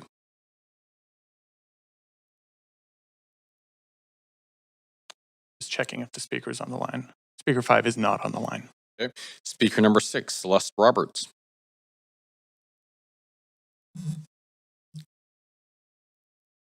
Thank you, everyone, for the opportunity to speak. My name is Celeste Roberts. I'm a Vancouver resident, and I am opposed to this zoning change. I've lived at 1125 West 10th Avenue for 26 years, and I'd like to begin by acknowledging and sincerely thanking my landlords for providing me with a wonderful home for coming up to 3 decades. I hope they understand that my opposition today is not personal, of course, but based on principles. One of our tenants didn't want to speak tonight because they didn't want to get on the wrong side of the owners, which tells you how vulnerable we tenants feel in a situation like this. I agree. Well, I'm genuinely shocked that a 21-story building on a 100-foot lot is even being considered, especially one that doesn't comply with the Broadway plan and doesn't provide sufficient parking in a neighborhood where parking is already a serious problem. My sister came from Victoria to visit me yesterday and drove around for half an hour trying to find a parking spot. Vancouver is supposed to be, we're known to be a green city, but I don't think the proposal provides enough outdoor green space for gathering or for children to play or to foster biodiversity. There won't be any ground floor suites, which I prefer, but I do understand that Vancouver needs more rental housing, and I also understand the need for increased density. But this proposal goes too far, too fast. It ignores basic urban design principles like adequate spacing on either side of the building and livability and respect for the existing neighborhood. I love our building. It's been my home for almost 27 years. It's a solid, well-designed building with character. It has rounded walls and interesting nooks and patios and balconies. But buildings like this aren't being built anymore, and it seems so not right to demolish a perfectly good rental building in the middle of a housing crisis. Beyond the physical building, I'd like to say just a few words about the human impact. Living in limbo for a few years now, not knowing if or when we're going to have to move out, has been incredibly stressful. My sister and I were trying to think of something humorous to add in so I could start singing, "I'm packing my bags and getting ready to move out." Now I lost my place. It's not really, we said it's not good to try and do humor when you haven't really read the room. Okay, beyond the physical. So it's been incredibly stressful. Many of us have lived in this building for a good part of our lives. It's our home. We may have the right of first refusal to move into the new building, but when it's complete, but where are we supposed to go for the 2 or 3 years during construction? Fairview is a healthy, livable neighborhood with a healthy community of people. We know our neighbors and we help each other out. We look out for each other. This kind of healthy community isn't easily rebuilt once it's lost. If council approves a project like this that's far outside the Broadway plan, it sets a precedent that undermines public trust in the planning process of this city that we know and love. I urge council to reject this proposal in its current form and to require development that respects the Broadway plan, that respects existing tenants and respects the scale and livability of our neighborhood. Thank you. Great. Thank you very much, Celeste. Okay. If there are any additional speakers in the chamber, please come forward to the podium. So clerk, are there any additional speakers online? There are not. Okay. This is the third and final call for speakers. If there are any speakers for this item who wish to speak to council, please call toll free at 1-833-353-8610, followed by participant code 1061445#. Before the close of the speakers list, the phone number will be posted on X and displayed during the recess. So we're now going to take a 2-minute recess for any additional speakers to call in or come forward to the podium.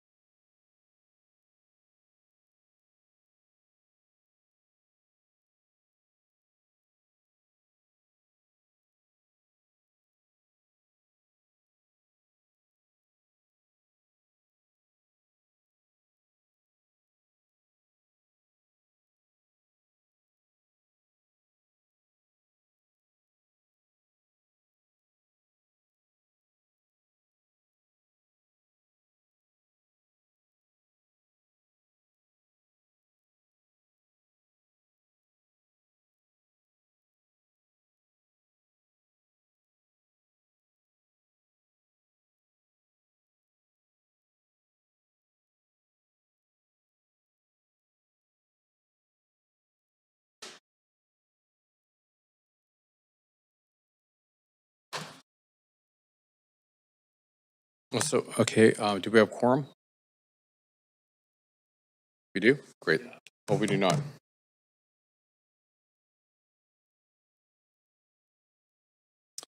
Okay, so do we have any speakers in the chamber or online?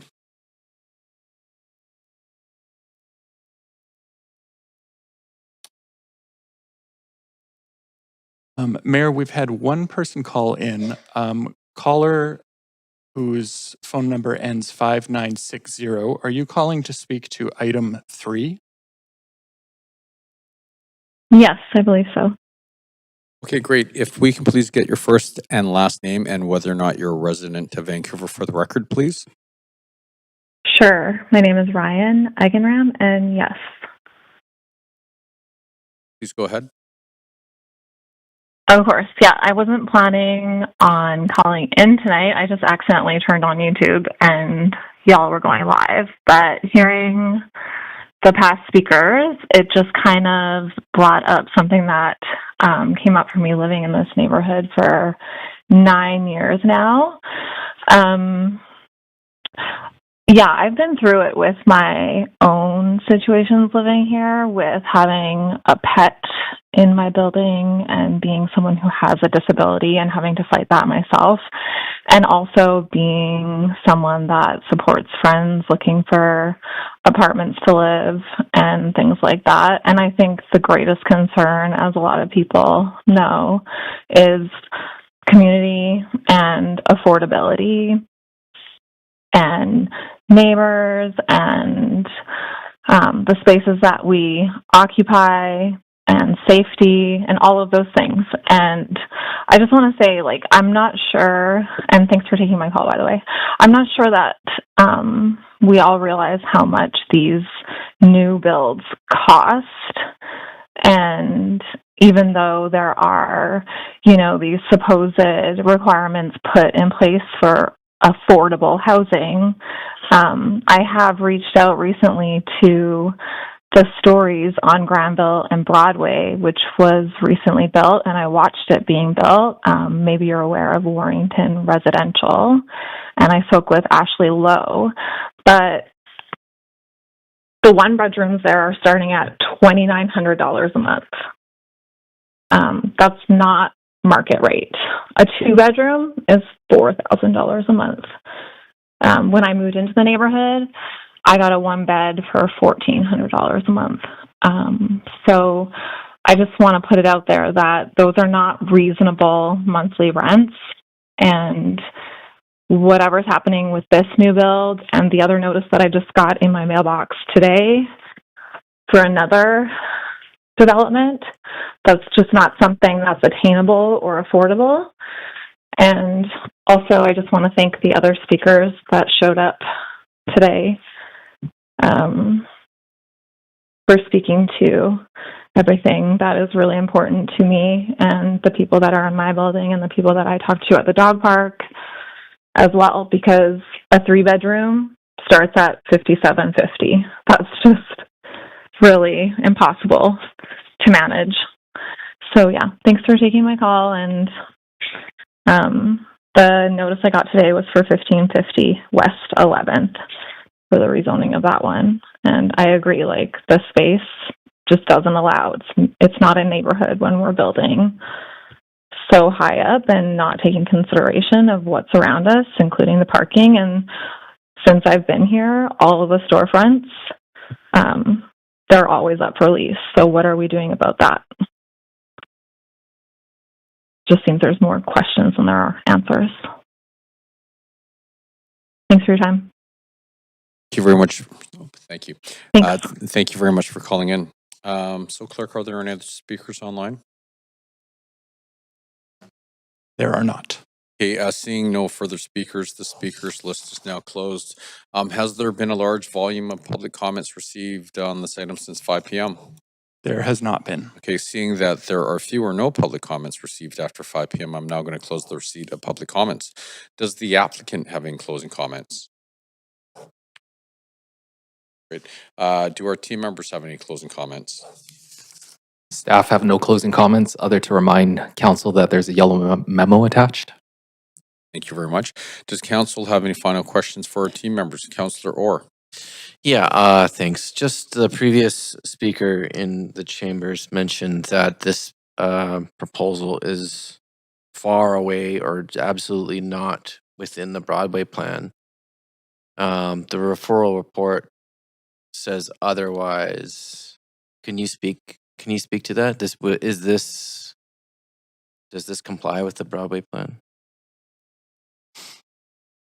Hi, Jason Oldeck, Director of Development Planning. The form of development, the tower, complies with the Broadway plan. What it is it's a smaller site. And so proportionately, if you shrink the site but keep the tower the same size, the density just appears to be bigger. It's 1 story taller. So 20 stories is the expectation. It's 21 stories. And the tower floor plate is actually about 20% smaller than what we would have expected. So it complies with the plan. It complies with the plan. Okay, just wanted to clear that up. And then the second one, and this is maybe for tenant relocation specialists, around the speaker mentioned a question, where will we go? And I just want to get some clarity on the process of TRPP and what are there options, you know, or are they sort of left to fend for themselves and then the rent is topped up? I just some clarity around that or some reassurances around that, what that looks like. Our housing staff will answer that question.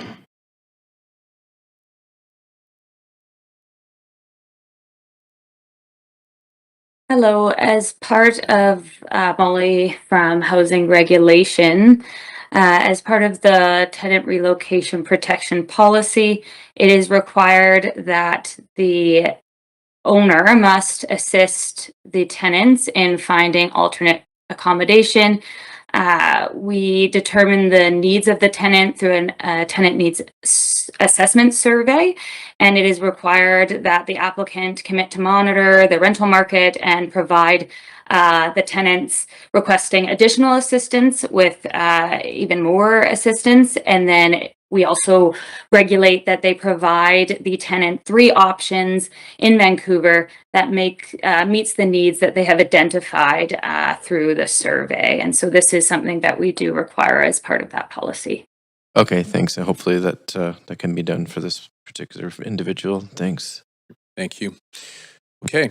So Clerk, did we receive any additional public comments since the close of public comments?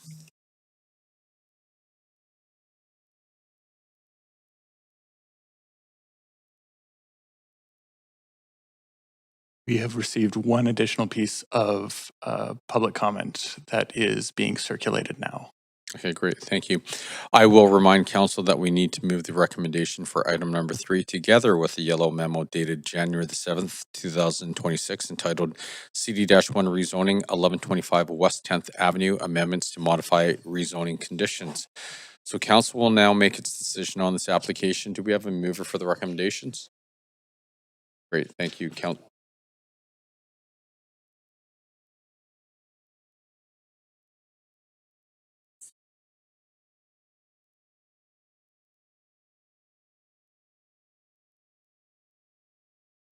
Sure. We'll take a 2-minute recess.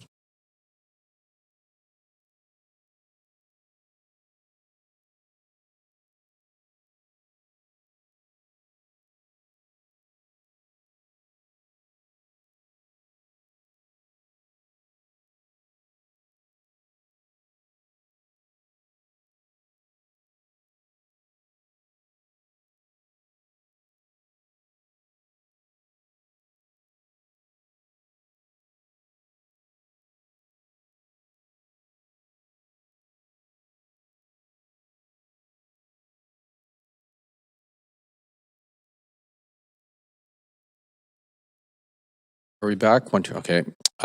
So do we have a seconder? Great. Councillor Joe, seconder. Thank you very much.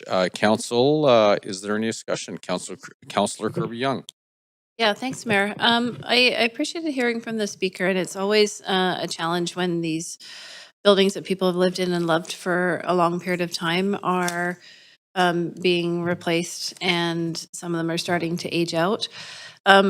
One of the speakers referenced with respects to this project being on a smaller frontage of 100 feet versus the originally contemplated 150 feet that I had moved that amendment, and that's correct, I did.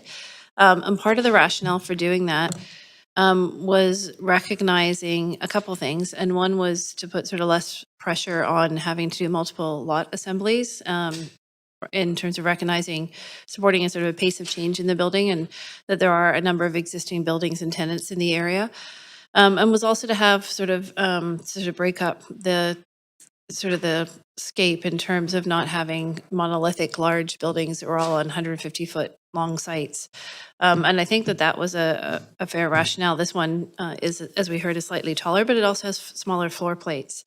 On balance, and just to clarify, and I know Councillor Orr asked that question, this is well within the Broadway plan, obviously within a block and a half from Broadway, and it does contemplate for this amount of density. And that's not just the City of Vancouver's Broadway plan, it's also provincial legislation from the province through their TOA, or transit-oriented area development. And so I think that's an important thing for people to be aware of as well, that council, in addition to the Broadway plan, but separate from that, has a mandate from the province, which is not sort of discretionary, with respects to density in and around rapid transit, and in this case specifically along the Broadway extension. So it does deliver to the positive 133 new rental homes and 20% of the BMR, the below market.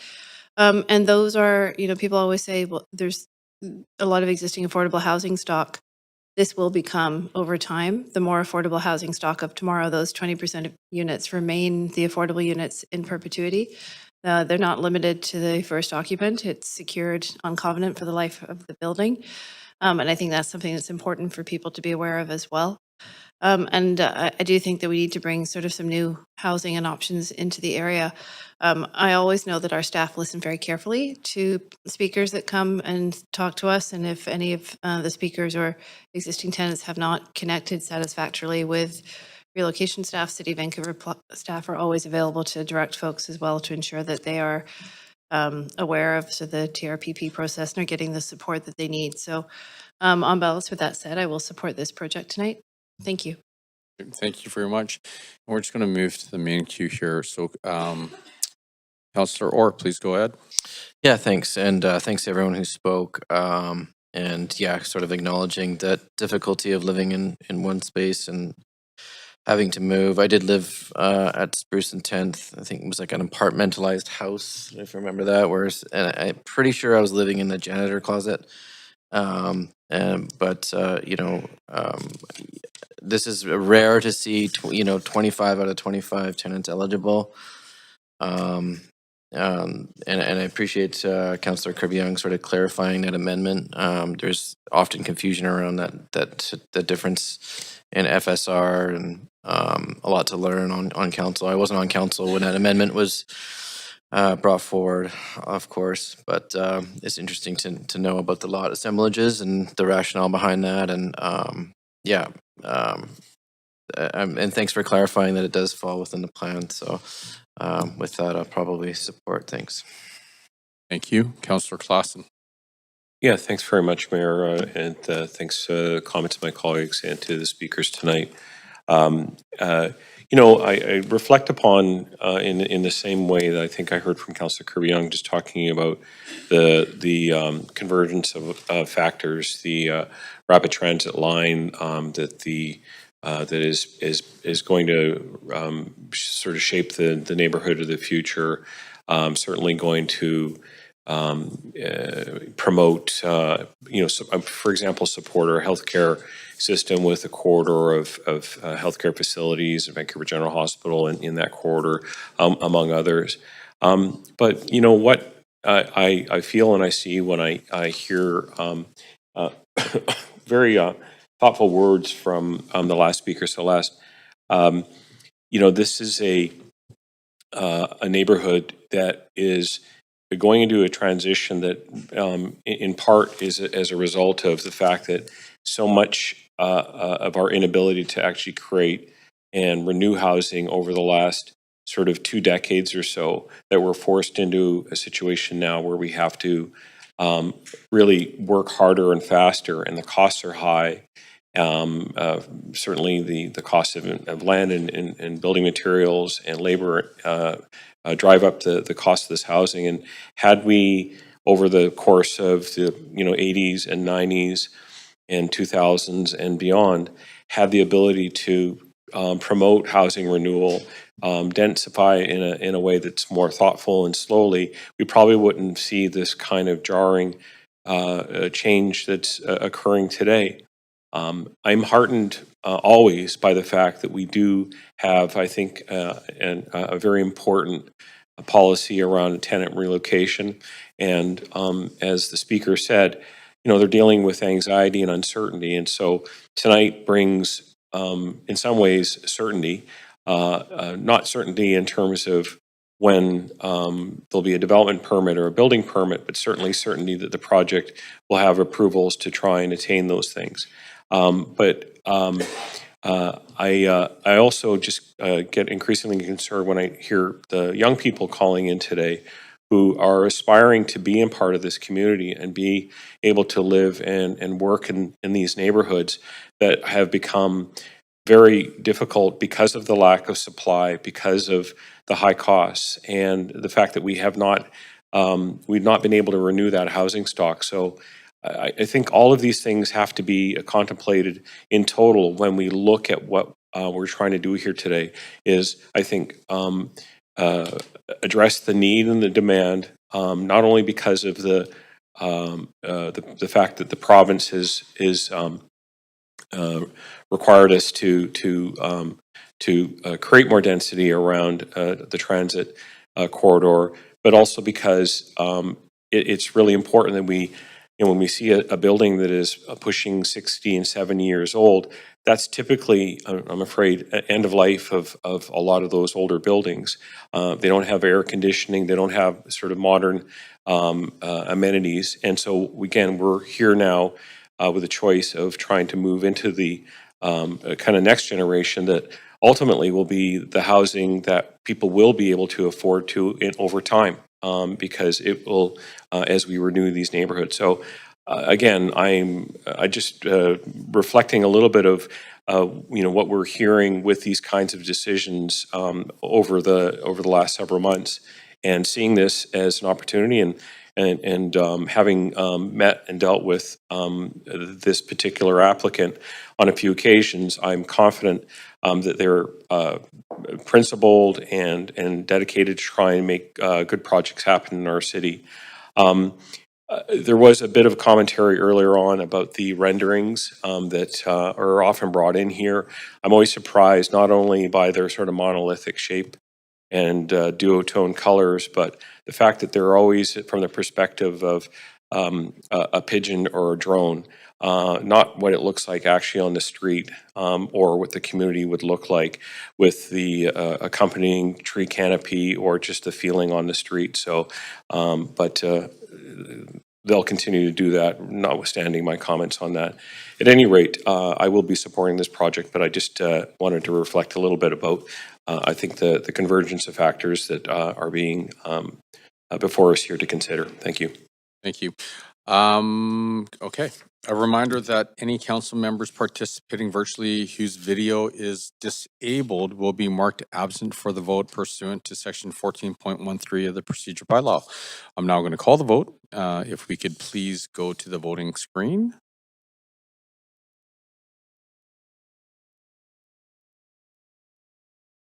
Mayor, if I can get a vote assist in favor, please. You sure can. Okay. And that passes unanimously, and that completes item number 3. Thank you very much. Okay, item number 4. CD-1 rezoning 320 through 360 West 2nd Avenue. Before we begin this agenda item, if anyone believes they have a conflict of interest, now's the time to declare it. Does anybody have a conflict to disclose? Seeing none, before we proceed, I'd like to offer a brief clarification. Because of the staff recommendation on this item is to refer the application back to staff, there's been some confusion as to whether the public comments relate to the staff recommendation or the application itself. For clarity, when we refer to public support or opposition this evening, we are referring to the support of the application itself, not the staff recommendation to refer. Clerk's office staff have reviewed all public correspondence received and adjusted categorizations if needed, and I will confirm each speaker's position for the record so it is reflected accurately for council's clarity and recorded in the minutes. The clerk will now read the application and summary of correspondence received. This is an application by Strand Development to rezone 320-360 West 2nd Avenue from I-1C Industrial District to CD-1 Comprehensive Development District to permit the development of a 25-story mixed-use building with market rental residential and industrial uses. A floor space ratio FSR of 11.8 and a height of 92.0 meters, 301.8 feet are proposed. The General Manager of Planning, Urban Design and Sustainability recommends approval, subject to conditions set out in the summary and recommendation and yellow memorandum dated January 12, 2026, entitled CD-1 Rezoning 320-360 West 2nd Avenue, Amendments to Modify Rezoning Conditions. The following correspondence has been received since referral to public hearing: 140 pieces of correspondence in support, 24 pieces of correspondence in opposition, and 0 pieces of correspondence regarding other aspects related to the application. This represents all correspondence received up to 5 p.m. today. Great, thank you. This is the first call for speakers. Any speakers for this item who wish to speak to council, please call toll free at 1-833-353-8610, followed by participant code 1061445 # before the close of the speakers list. The phone number will be posted on X and displayed during the recess. There will be an opportunity for new speakers and missed speakers to be heard at the end of the registered speakers list. Now, we do have our team members from Planning, Urban Design, and Sustainability here to present the application. Great, thank you, Mayor. Josh White, General Manager, Planning, Urban Design, and Sustainability. Good evening, Council. You sometimes see me introduce public hearing items that are somewhat unique or have an unusual recommendation. This item certainly qualifies as such. What you'll see tonight is a recommendation related to a mixed-use industrial residential development in industrial designation under the regional growth strategy. The recommendation is, in effect, a set of options for Council's consideration, with a principal recommendation to refer back to staff in relation to ongoing exceptional industrial sites work. It also provides alternative options to either approve or reject the proposal. It has options not because I'm particularly inclined to fence it, but because it resides in a uniquely murky policy context at present. Industrial land is particularly scarce relative to residential land use, and its viability is highly sensitive to shifts in the land transaction market. As such, city policy as well as regional regulation place a value on its protection. Industrial operations are also particularly sensitive with respect to compatibility of other uses in proximity due to their nature. One of the reasons why zoning in North America was created in the first place is rooted in managing the compatibility of uses, especially residential and industrial interface. Nonetheless, there is opportunity to look at strategic places amongst Vancouver's industrial land where mixed use could make sense.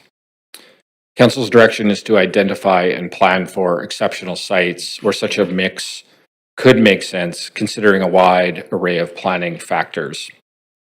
Staff's briefing and memo in December highlight our approach to undertake that work.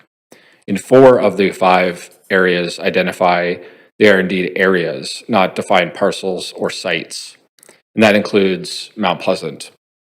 The work to identify particular sites that may be most appropriate for mix is very important. This site tonight, under your consideration, likely has some of the characteristics we might look for in identifying exceptional sites suitable for a mix, including its proximity to transit and the nature of the industrial and commercial uses around it. And the building itself, as proposed, has benefit and merits. Council's motion also directed us to continue processing existing rezoning applications towards conclusion, which we have done here.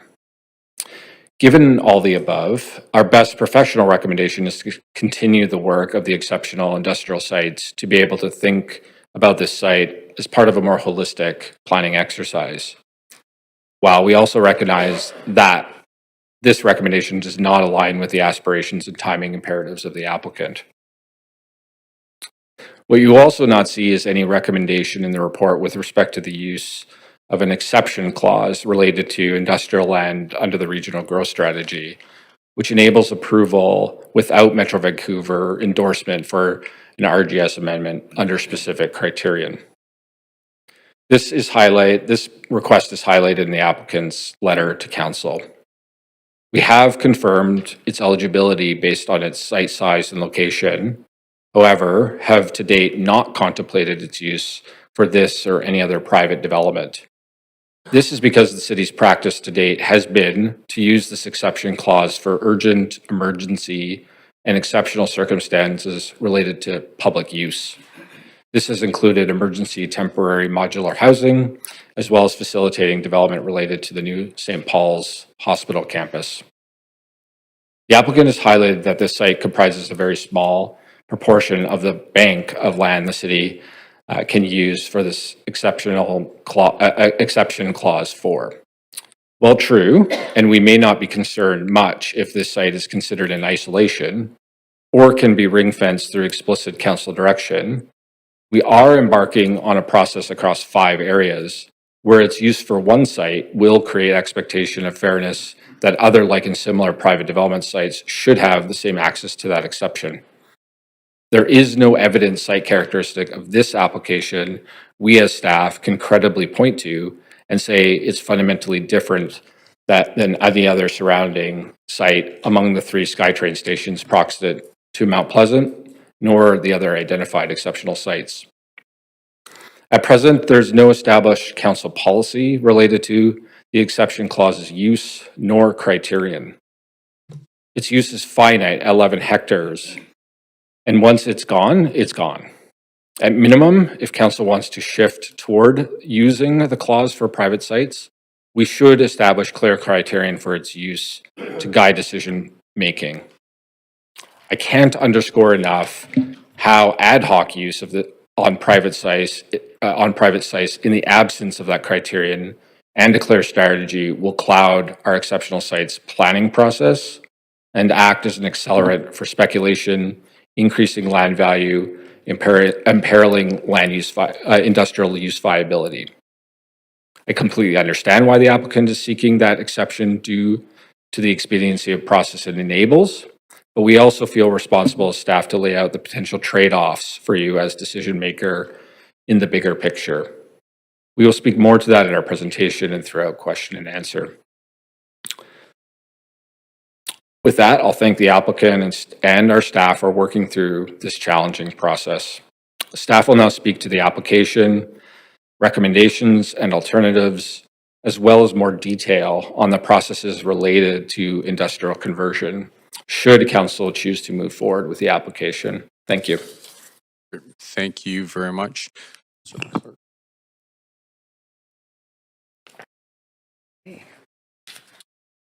Thank you, Mayor. Sorry, Mayor, I just wanted to note an error in the application read by the clerks, which stated that the recommendation was to approve, as the GM of Planning has just made clear, and I'm sure staff will as well. The recommendation is to refer back to staff. So just wanted to note that error. Apologies for that. Great, thank you very much. Please go ahead. Okay. Thank you for that introduction. My name is Teen. I'm one of the senior planners here in the Rezoning Center, here to present on this application. We wanted to pause on this slide for a few minutes, and Josh has framed it up. I wanted to reiterate the recommendations as well as the alternatives for council's consideration. It's baked into the report, but we wanted to frame it up again. The recommendation A is to refer back to staff this application to allow us to continue the comprehensive planning work that's already underway in order to determine the co-location compatibility between residential and industrial in the Mount Pleasant industrial area, which is one of 5 exceptional sites. We've already been directed by council to do this work, and it's already underway. So while the application in front of you may have merits, allowing us to continue and to conclude that work, to bring forward a response back to council's motion with recommendations is critical. So we'll walk through the rationale, which is also listed here.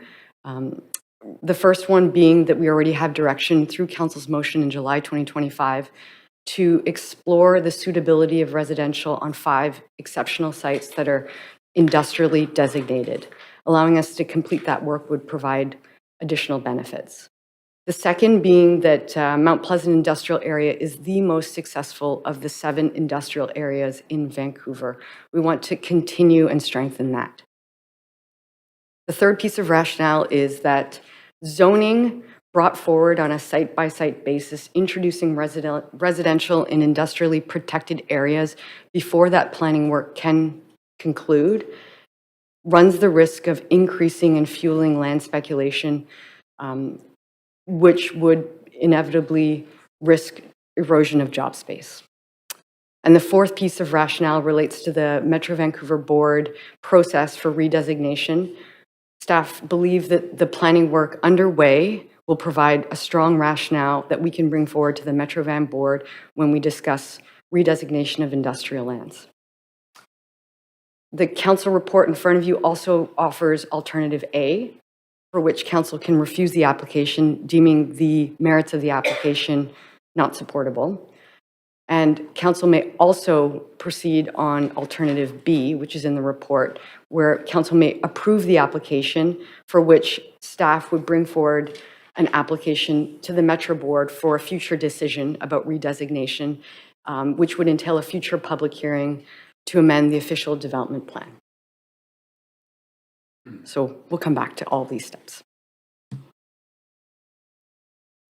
This is the agenda for tonight. I discussed the recommendation and the two alternatives. I'll move to the site context and the proposal, and then go through the key rationale for recommendation, touch on the form of development, and then we will conclude. In terms of the site, the context, and the proposal. Shown here in red is the subject site. It's about 400 meters away from the closest rapid transit line, and it's nestled in the Mount Pleasant industrial area, shown in purple. Josh mentioned it's surrounded by, to the south, east, and west, industrial and office development and commercial development.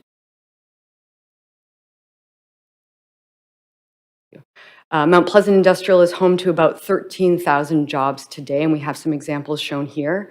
We've got projects that are completed or underway or approved, demonstrating the success of this area. It's really become a unique center, and it's developed its own unique identity, attracting high-tech and creative industries, and it's become a huge regional hub for biomedical, media production, and creative design companies. So it's really, become an area for which a lot of businesses are attracted to. Noting to council as well that Mount Pleasant is one of the 7 industrial areas. Industrial represents 6% of the city's total land base. The proposal in front of you is for a tower that's predominantly residential. It contains 3 levels of industrial, which is 17% of the total building, or 2 FSR. The height is 302 feet, and the density is 11.8 FSR. The land uses comprise mainly of residential, so it's 83% residential, it's 17% industrial, and it does not have an office component. The policy here imagined a 100% job space building. The housing units comprise of 200 market rental, and we don't have an affordability component built into that, so there are 0 below market rental components. In terms of its form, we see a point tower above a podium with industrial on the lower floors. And in terms of public benefit, the applicant has offered a community amenity contribution in the value of $5.5 million. This slide provides council with a comparison between the regulation and the policy, as well as the proposal outlined in red. So we know that the industrial, commercial, and office is to be 100% job space. We imagine that through the policy. What we're seeing today is a proposal that offers 17% of the floor area as industrial. It is providing 2 FSR for industrial, whereas the remaining of the building is residential at 83% of that floor area. We don't have a commercial or office component. And what we see tonight is a building in which the density is 11.8 FSR compared to the 6 that we imagine in the policy, as well as the height is 302 feet compared to the 152-foot policy parameters. This slide tells council that we do have a plethora of city and regional policies as well as regulations, and we also have provincial mandates to reinforce the importance of economic importance of industrial lands. For instance, we have the Metro Vancouver the Metro Vancouver Regional Growth Strategy 2050 that guides our regional objectives in terms of protecting industrial lands. We have the draft official development plan that this council is aware of, as well as recently approved industrial lands policy and the Broadway plan, all of which seek to protect industrial lands. The provincial transit-oriented area legislation has asked that sites that are industrially designated be exempt from providing residential minimums. As well, the Minister of Jobs and Economic Growth mandate letter specifies that we do need a holistic and comprehensive strategy to inventory industrial lands and to provide opportunities for BC businesses to grow. In terms of our housing targets, 10 years into our Housing Vancouver targets, we've met, 2 years into our 10-year Housing Vancouver target, we're at 40% of our progress. So we've imagined 35,500 purpose-built rental housing units, and 2 years in, we're at 40% of meeting that target. And what we're trying to say is that the policies for rental housing are working very well. In fact, housing land in the city of Vancouver occupies 90% of our land base. So we're seeing a lot of intensification of below market rental on these 90% of these lands. Moving to the rationale. First, we do have a council motion from July of 2025. Council did receive a memo in December briefing them of this work underway. It's currently underway, where we were directed and are moving on exploring the suitability of residential and its compatibility with industrial on 5 exceptional areas. And we showed those 5 exceptional areas on this map here, circled in pink. This work is allowing staff to determine the future role and the land uses and the suitability of co-location. And one of these areas is the Mount Pleasant industrial area. So we have work underway and we are doing that work. We're expected to report back to council in Q1 of 2027. So about a year away. Zoning changes on a site-by-site basis prior to that planning work, as we mentioned, will run the risk of fueling residential land speculation and thus reducing the potential for job space in these areas. The second rationale is that the Mount Pleasant industrial area is performing extremely well. It's extremely successful. It's the most successful in our industrial areas. On the left here, we're trying to illustrate that there's been a growth in the amount of job space in the Mount Pleasant industrial area. Today, we have about 34 million square feet of job space, and that represents a pretty significant jump from 2016. About 4.5 million square feet of new job space has been added in the last few years. A lot of that is attributed to the new policies that called to intensify opportunities to protect jobs and grow jobs here, listed in this slide here. And what we see now is that the Mount Pleasant industrial area is home to major employers. We have Netflix, we have Accelera, we have Wild Brain Studios, and our BC and Economy staff here and the group at the City of Vancouver tells us that the demand is quite high. 69% of Vancouver's investment pipeline are seeking industrial space, and the spread of those industries are quite wide as well. We have everything from digital media to life sciences to entertainment businesses, all wishing to locate here. We wanted to add that there are 14 additional projects in development, and that would generate almost 1.8 million square feet of new job space that we would add to this total in this slide here. So, okay. So the other piece of rationale is related to the Metro Vancouver Regional Growth Strategy. It's related to the redesignation process. Redesignation of industrial land requires an amendment to the Regional Growth Strategy. The graphic here shows 2 decision points outlined in red. Based on research into previous applications, we know that applications without a strong and comprehensive planning rationale are often referred back to the municipality before they're referred again to a regional public hearing.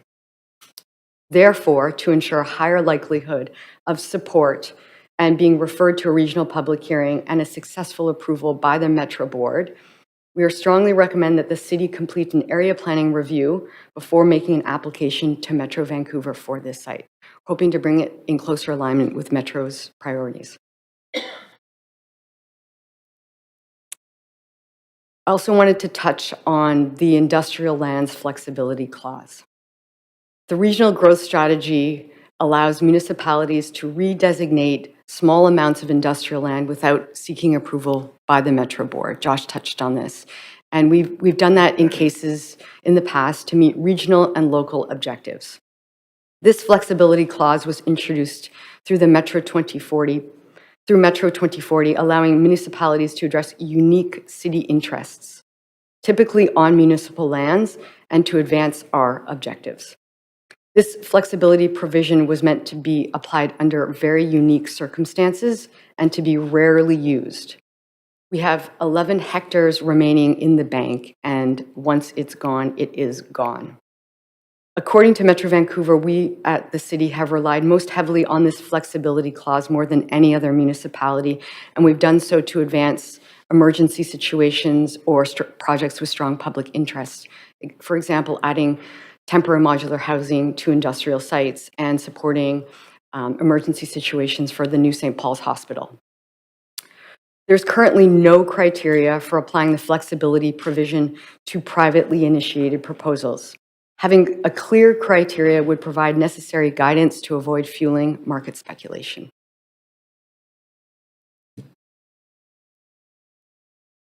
Moving on to the form.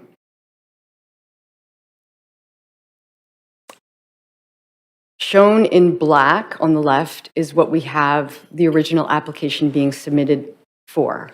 What we see is a tower that's tall and quite wide with a taller podium. And staff would like to compare that to the blue outline on the right, for which that's what the policy enabled. Sort of a lower tower with a lower podium.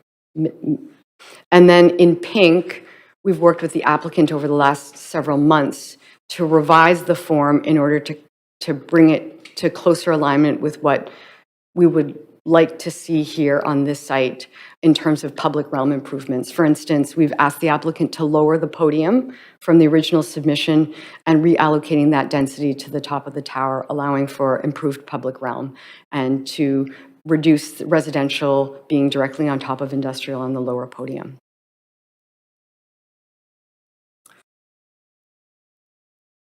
What we have here is a slide that illustrates the difference between our regulation and our policy, as well as what the final bylaw is generating. So we see a tower height at 302 feet compared to the 152 feet. The applicant has lowered the podium from 6 stories to 3 stories based on conditions that we've secured. The density is still at 11.8, and the massing in the bulk generates a taller tower with a lower podium. In terms of shadow impacts, we do see that there are additional shadow impacts that impact the northern sidewalk of West 2nd. And that draws us to our conclusion, and I'll remind Council again of our recommendations and the 2 alternatives. First, our recommendation is to refer the application back to staff, allowing us to conclude the planning work. And alternative A in the report is that Council may refuse the application, and alternative B is that Council may approve the application. And that draws me to the closing, reminding Council that there is a yellow memo also attached to this report. Thank you for listening. Great, thank you very much. Would the applicant like to present the application if in attendance?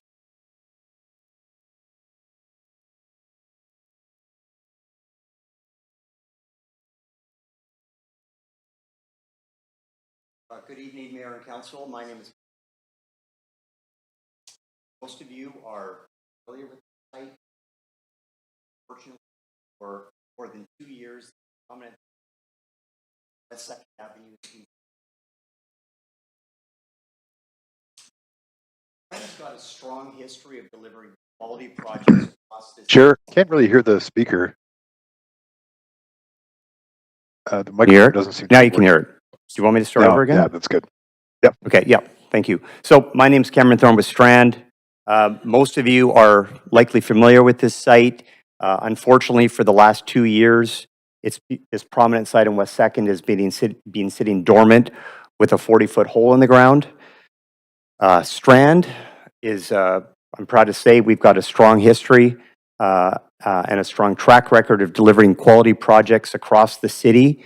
And tonight, our proposal to you is to allow us to transform this site from what it currently is into a dynamic, stacked industrial residential building that will deliver on key city priorities and bring positive change to this neglected portion of West 2nd Avenue.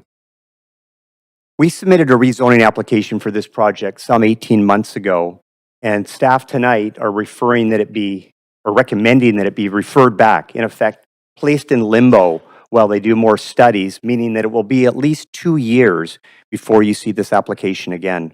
In our view, this is completely inconsistent with the exceptional sites motion directing that existing applications be processed without delay. I'm here tonight to ask Mayor and Council to approve this project.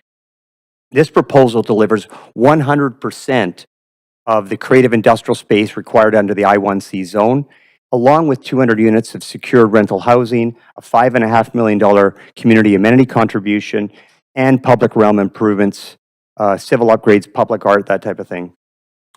The thing I want to emphasize here is this is not a choice between industrial or housing. It's one of its merits is that it delivers both. Rental housing remains a critical need in our city. There's lots of projects that are getting approved under the Broadway plan, but the timing of those actually getting delivered and the certainty of those it remains years away. As has been said in these chambers before, you can't live in an approval.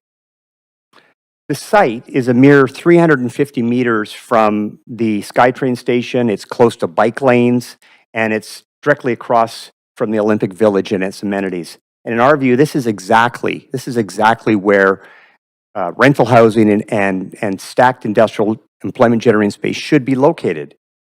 This proposal will have a positive impact on local businesses and, of course, on the city. And I'd remind people that an empty site with a 40-foot hole in the ground doesn't bring any public benefits to the city or to the public.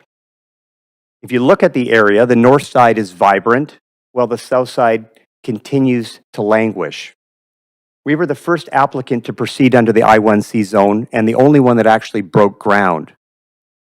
The reality is this I-1C zone doesn't work, and in more than 5 years since it was introduced, it hasn't produced a single project nor any of the promised public realm improvements and the promise of making West 2nd a great street.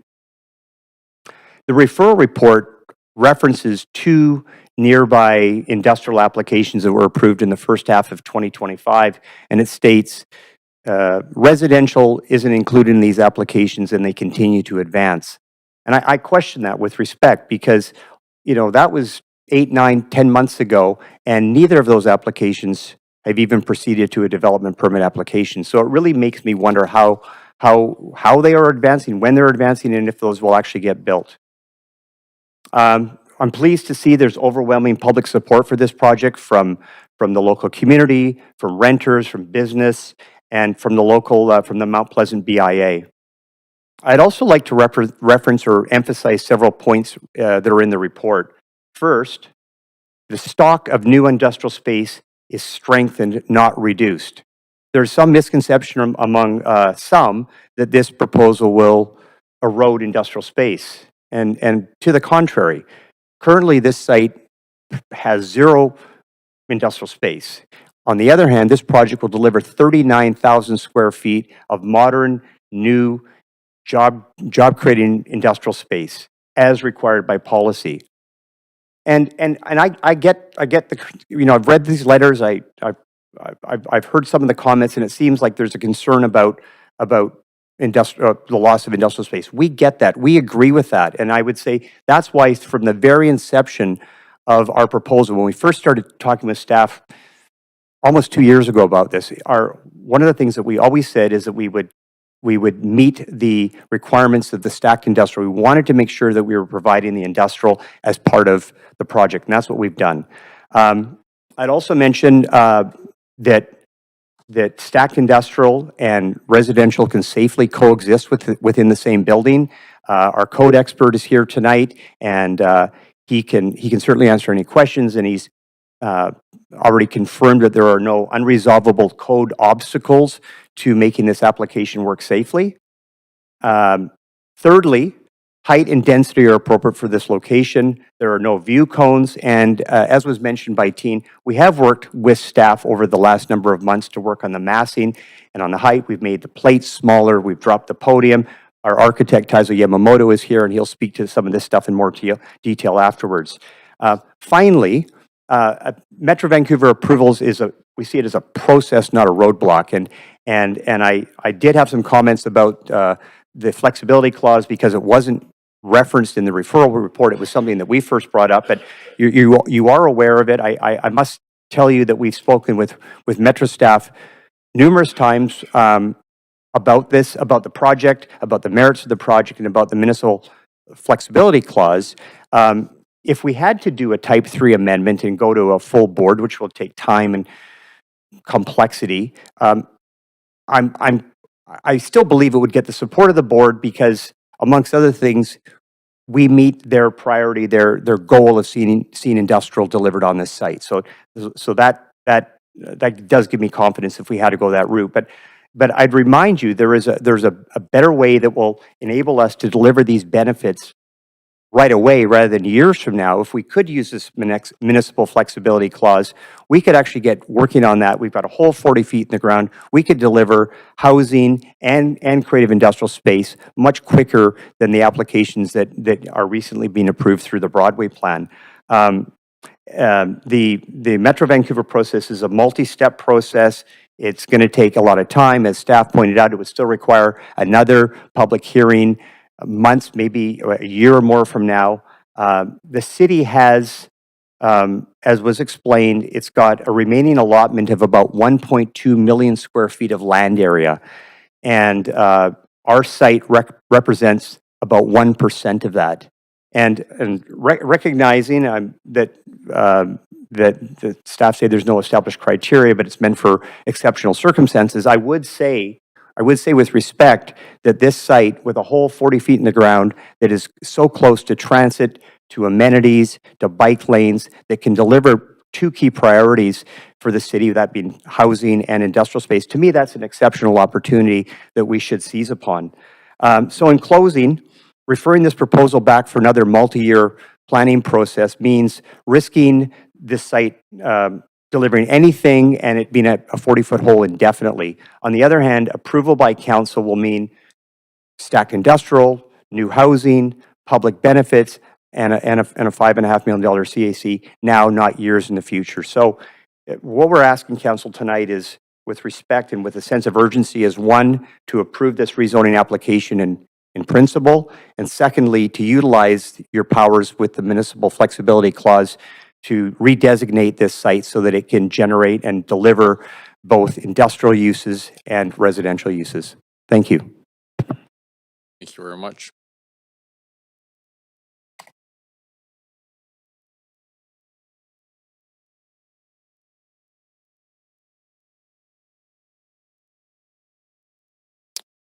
Thank you, Cameron, and thank you, Mayor and Council. My name is Taizo Yamamoto, and I'm the principal of Yamamoto Architecture. Next slide, please. It's important to emphasize the proximity of this site to transit, within 400 meters of the Olympic Village station, close to the new Broadway line stations at Cambie and Main. The site is located directly on a bus route near multiple bike lanes and within walking distance of downtown over the Cambie Street Bridge. We understand the need to preserve industrial lands and the logic of having residential density close to transit hubs. This project achieves both. Next. Sorry, next slide. The city has already acknowledged that the northern edge of Mount Pleasant has a different context than the remainder of the I-1, given its location along the West 2nd Arterial and relationship to the mixed-use towers across the street. For this reason, the I-1 rezoning area was established, enabling more height and density than the rest of the I-1 zone. Next.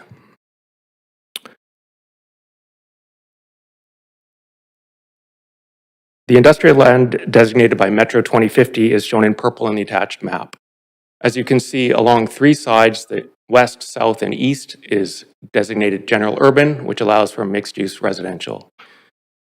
Enabling general urban along the northern strip would allow mixed-use residential and would complete the residential mixed-use border around Mount Pleasant. Again, note that no industrial is being sacrificed with this proposal. Next. This diagram from the city's Mount Pleasant I-1C rezoning policy clearly shows the imbalance between Southeast Falls Creek and Mount Pleasant to the south. The I-1C policy outlines the following objectives: balance the streetscape, establish West 2nd as a grand street, and help create a more complete community. This proposal would help achieve all three of these objectives. Next slide. So these photos show the current imbalanced streetscape. The tall tower podiums of the Southeast Falls Creek on the north side of West 2nd, and the low scale and inactive streetscapes along the south. Next. Next slide, please. So kind of a similar section to what Teen showed. On the left is the approved DP under I-1C on the left, and on the right, the proposed rezoning after staff's recommendations. So you can see two things here. One, the amount of industrial proposed before and now is the same. No loss of industrial. It's just purely a switch of office to market rental. You can also see, as Teen has outlined, the lowered podium improves the streetscape, lowers the street wall, and improves solar access to West 2nd. Also creates a better balance with the buildings across West 2nd to the north. Next. So our office is actually in Mount Pleasant, and last week I took a short walk around the neighborhood and photographed all of these for lease signs. So while certain areas have supported new buildings, after hours this area is mostly dead. There are a lot of vacancies within this area, and these empty buildings do not support a vibrant community, nor do they incentivize other developers to build new projects. Perhaps a new approach, as proposed by this project, limited to the I-1C area, might be a way to revitalize the area. Next. It's also worth remembering that residential uses have always and continue to be present in Mount Pleasant. In fact, most of the original industrial uses were further north on the former Expo lands and what is now the Olympic Village. Single-family homes and small apartments continue to dot the neighborhood and contribute to the eclectic nature of the area. Next. So this project that was also in Teen's slide is a project that we worked on in the neighborhood that actually repurposed a heritage house as part of the new building. This building now houses Mount Pleasant Vintage Provisions, which is a bar and restaurant that's added some fun and vitality to the neighborhood. And businesses like this need the support of residents nearby. They need to be able to thrive in the evenings and after hours, and when beyond the short lunchtime window of the neighboring businesses. Next. There are many examples of mixed-use districts throughout the world that are combining industrial, light industrial, and residential to recognize historically industrial precincts, while also acknowledging the changing nature of industrial work. These new innovation districts bring together workspaces and homes within walkable, active, and lively neighborhoods. The combination of diverse user groups fosters more interaction within the community and unique urban conditions. These are some examples of projects throughout the world: in London, next, in Toronto, next, in the Netherlands, and even closer to home at the Oceanfront Squamish project. Next. I believe that our proposal helps to realize the aims of the Mount Pleasant rezoning policy and leverages transit-oriented market rental apartments to help deliver the industrial space that Metrovan and the city desires. A more flexible approach that recognizes current market realities will result in a neighborhood that can evolve over time and one that has the eclectic and diverse qualities that we value in our city. Thank you. Great, thank you very much. So council, are there any questions from council to our team members or the applicant, noting that this is the only opportunity for council to ask questions of the applicant? Councillor Dominato. Thanks, Mayor. Thank you to staff and to the applicant for the presentation. I'll start with staff. I have a clarifying question. I think it was referenced by the applicant, but I want some confirmation, is that when there was the original application, which included office, it would have achieved 2.0 FSR in industrial, and under this current application, it includes that. Under the existing industrial zoning, what is the permitted industrial FSR? Is it 2.0, or can it be more? What's the under the current zoning? Yeah, thanks, Councillor Dominato. So the rezoning allows for 6 FSR, for which 1/3 is to be industrial. So for a 6 FSR building, 1/3 of that is to be industrial. So that's 33% of the total building is to be a minimum of industrial. So which is equal to 2 FSR if it were a 6 FSR building. So if the building grows to 11.8 FSR, then the proportion of that industrial is lower because the building itself and the density has grown. So the policy is 6 FSR with a minimum of 1/3, which is 33% industrial. Okay, and maybe a naive question, but does the policy contemplate this scenario where like it references 6 FSR and with the expectation is proportionally for industrial? Does it contemplate this greater FSR? No, I don't think so. The policy does not contemplate going beyond the 6 FSR and lowering the industrial portion. Chris? Yeah. Okay. Yeah. Okay. Thank you. We always imagine it to be 6. Okay. Okay. That's helpful.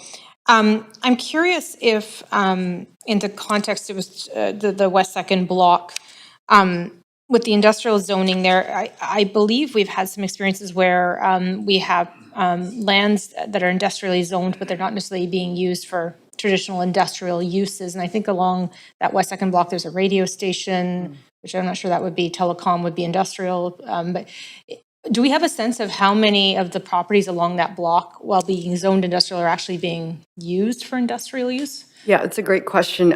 You're right. We have the Rogers building along West Second. It came forward with a rezoning as well to I1C to allow for the 6 FSR with 33% industrial. In terms of how the other sites are performing, I'll ask Chris to answer that question. Okay, thank you.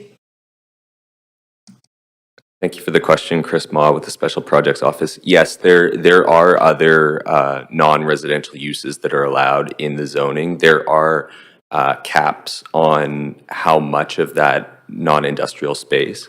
So for example, typically there's a 1 FSR allowance of any type of non-residential uses, and then buildings beyond that, there starts to trigger industrial space requirements. So we do see a mix of different types of non-residential uses in the area. Okay, maybe while I have you there, that's helpful. Is there, in the context of do we have other examples within the city of this mixed use where you have the stacked industrial combined with residential? Are there other examples throughout the city?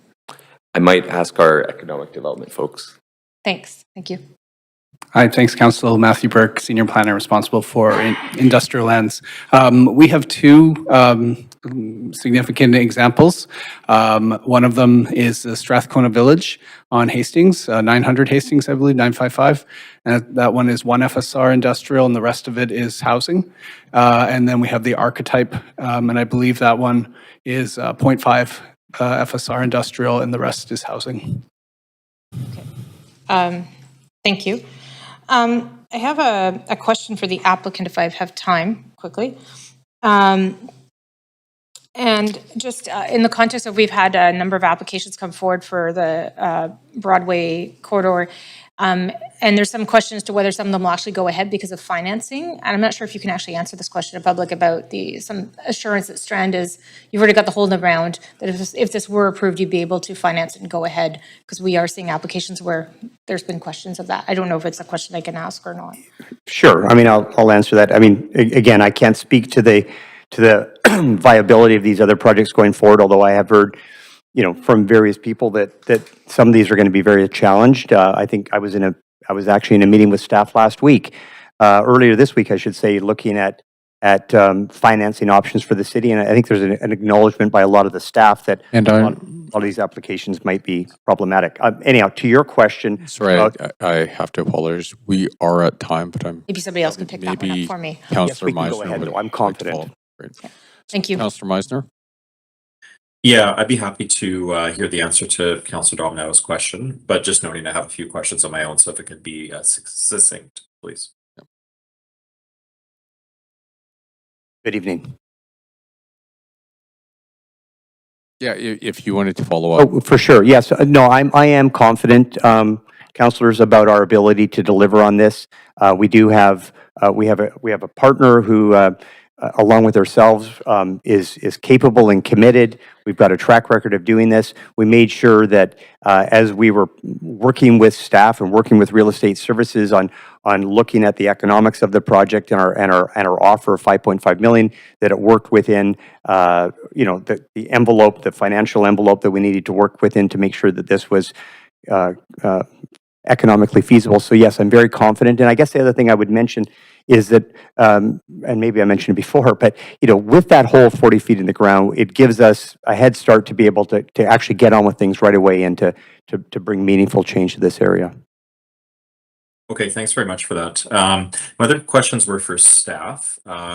It was just mentioned about archetype, and I was planning to ask about that project because it's recently completed. It's nearby on Main and East First.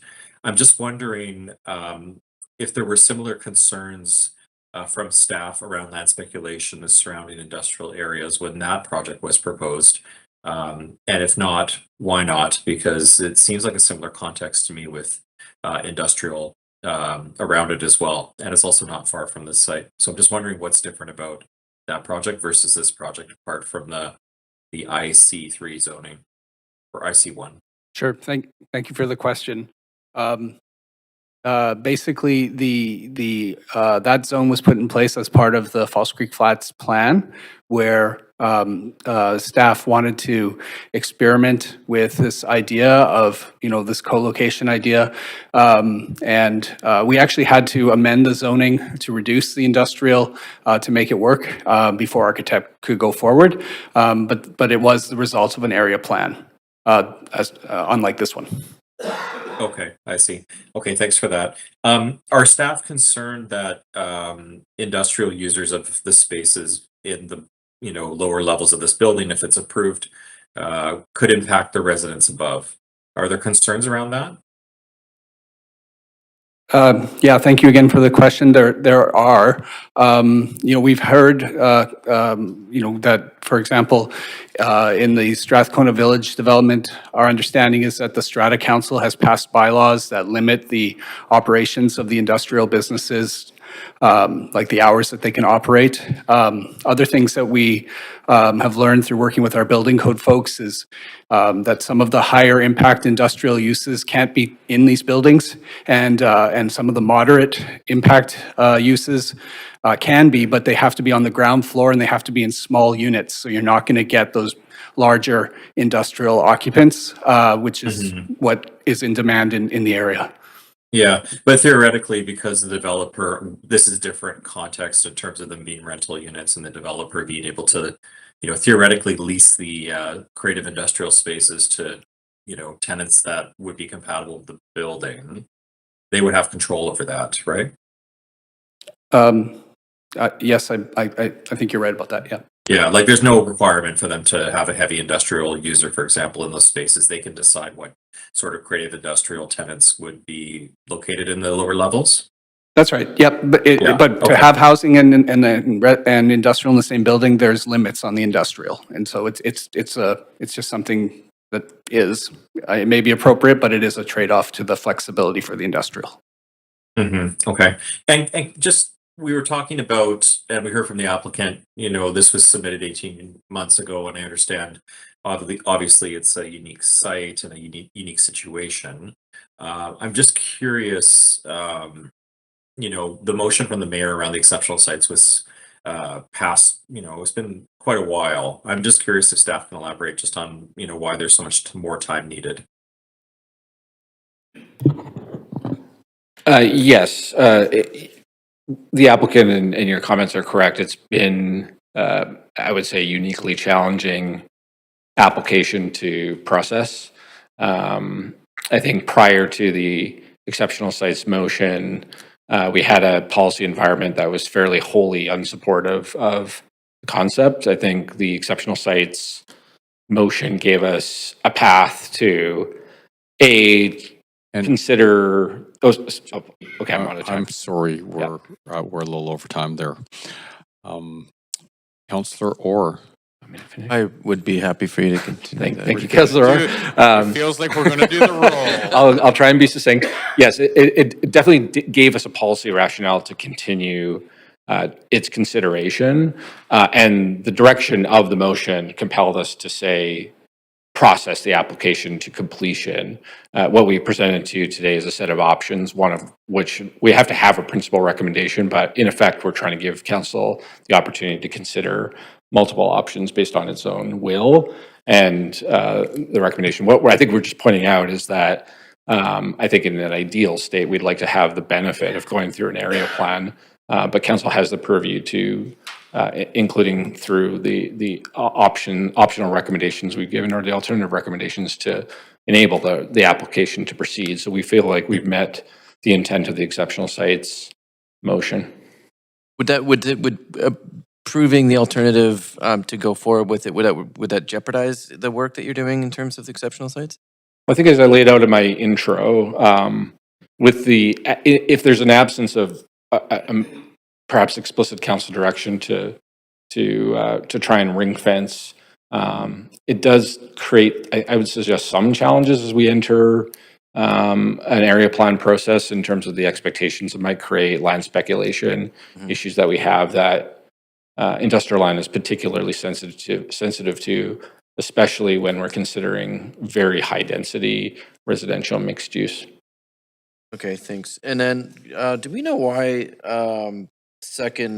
that area on Second was exempted from the general urban designation in the first place? Like in terms of it's IC1, and then why was that not general urban? Is that like an historical sort of precedent with being close to the? Thanks for the question. I actually thought you were going in a different direction on TOA, so I'll actually refer this over to my colleague Matt on why this area is not general urban versus industrial.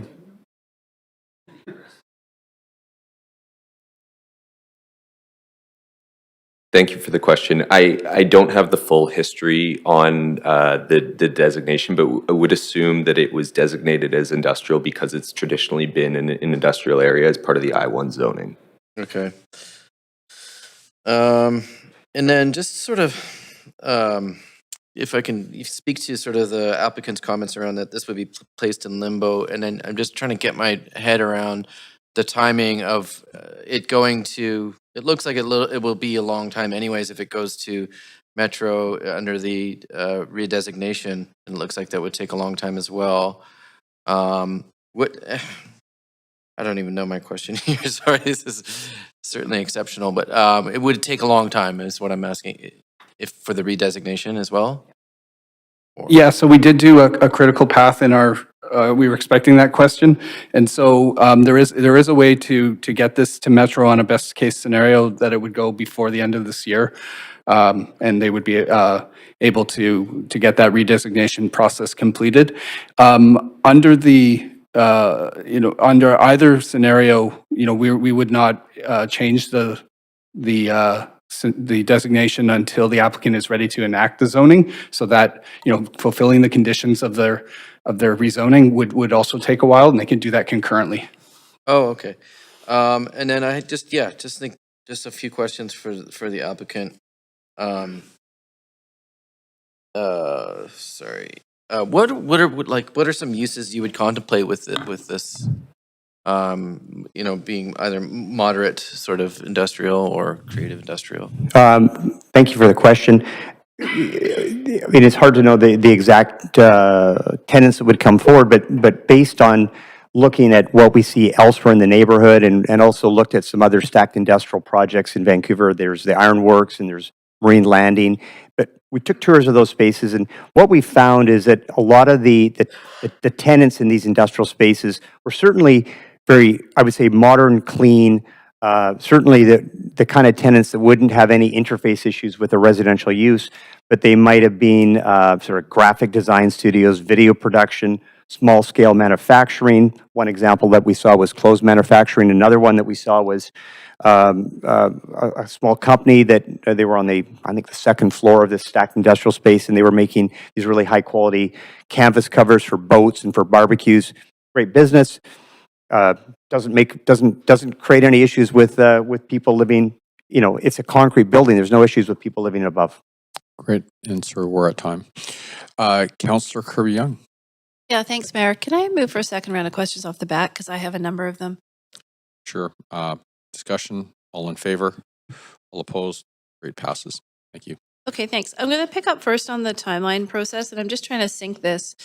So if this were to proceed, if council went with the third alternative, and this had to go for a type 3 amendment to Metro and then come back to Vancouver and have a public hearing, and you mentioned you'd looked at that timeline, that'd be about next year, but it's Q1 of 2027 when you're coming back on the exceptional sites process, is it not? So what are we gaining in terms of time here? What's the advantage?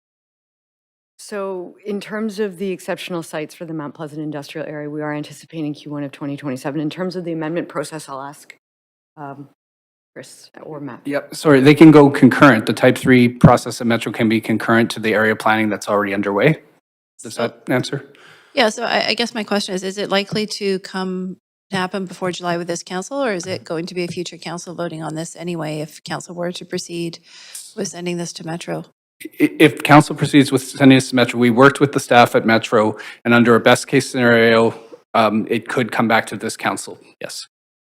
For us, based on Metro's amendment and including scheduling a public hearing?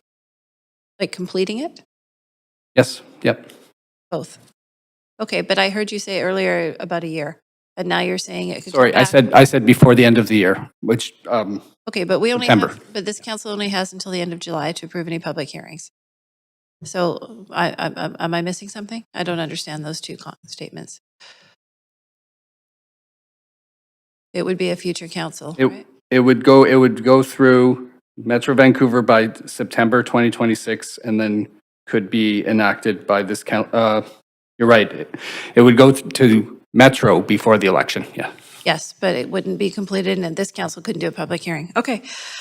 With respects to the comments around, we've added about 4 million square feet, they had a graph roughly, rounding it off, of new space here, and you cited some of the positive examples.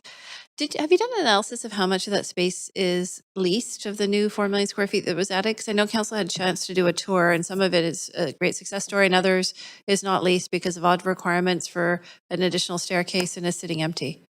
Yeah, absolutely. There are some challenges, and that's one of the things, like aside from looking at sites where we might be able to do the co-location, as part of the area planning, we would also look at what can we do with the non-residential aspects of the zoning to encourage occupancy.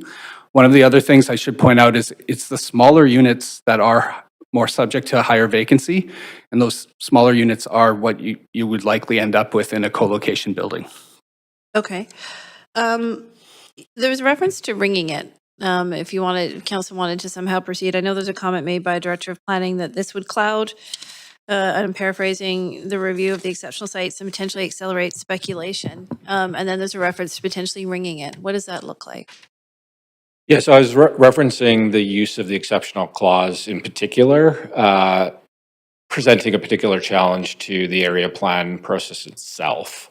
And so if it was council's will to proceed with the application and to use the exception clause, I think what we would strongly suggest is, as staff to council, is to give us explicit council direction that we're going to use it for this application, but draw a firm line for the future that we're not having to react to a whole bunch of Would that look speculative development where that- people are expecting support for the use of the exception clause. So Would that look I think what we're suggesting is that type of direction to help ring Would that look fence. something Yep. like, I'm not, just generally speaking, right? Because we've got a way to go on this hearing. We're not going to get it done tonight. But would that look generally something like acknowledging the unique circumstances of this site, but the council did not have an intention to consider any other exceptions pending completion of that work? Of that flavor, but we'd be happy to work with you if you're inclined to give us direction. Okay, no, that's good at this point. Why is it shadowing on the north beyond what's allowed, where you've got like Nook and other residences across the street?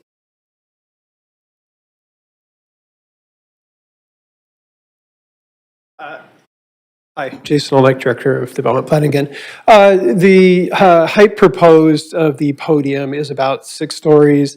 The diagram of the zoning that's developed has sort of got a stepping, so it allows sunlight to get onto the sidewalk across the street. The proposal modifications and conditions relocate the residential area that was in the podium That's my into time. the tower. I'll have to come back on for the rest of that answer. Thanks. Thank you. Okay. Councillor Joe? Hear the answer from Councillor Corbiel. Please go ahead. Here's my. Okay, I would feel left out if I didn't get to do that. So, we take that volume is moved into the tower, so it lowers the podium to be just the industrial space, it drops it by about half. And that allows sunlight to get onto the sidewalk, which keeps the public realm expectations, active uses, active sidewalks, things of that nature. Thank you. Okay, now start with my question. So I'll start with my question to staff first. So if we're gonna, if council can approve the recommendation on this report, so refer back, how long it's gonna take coming back to council again?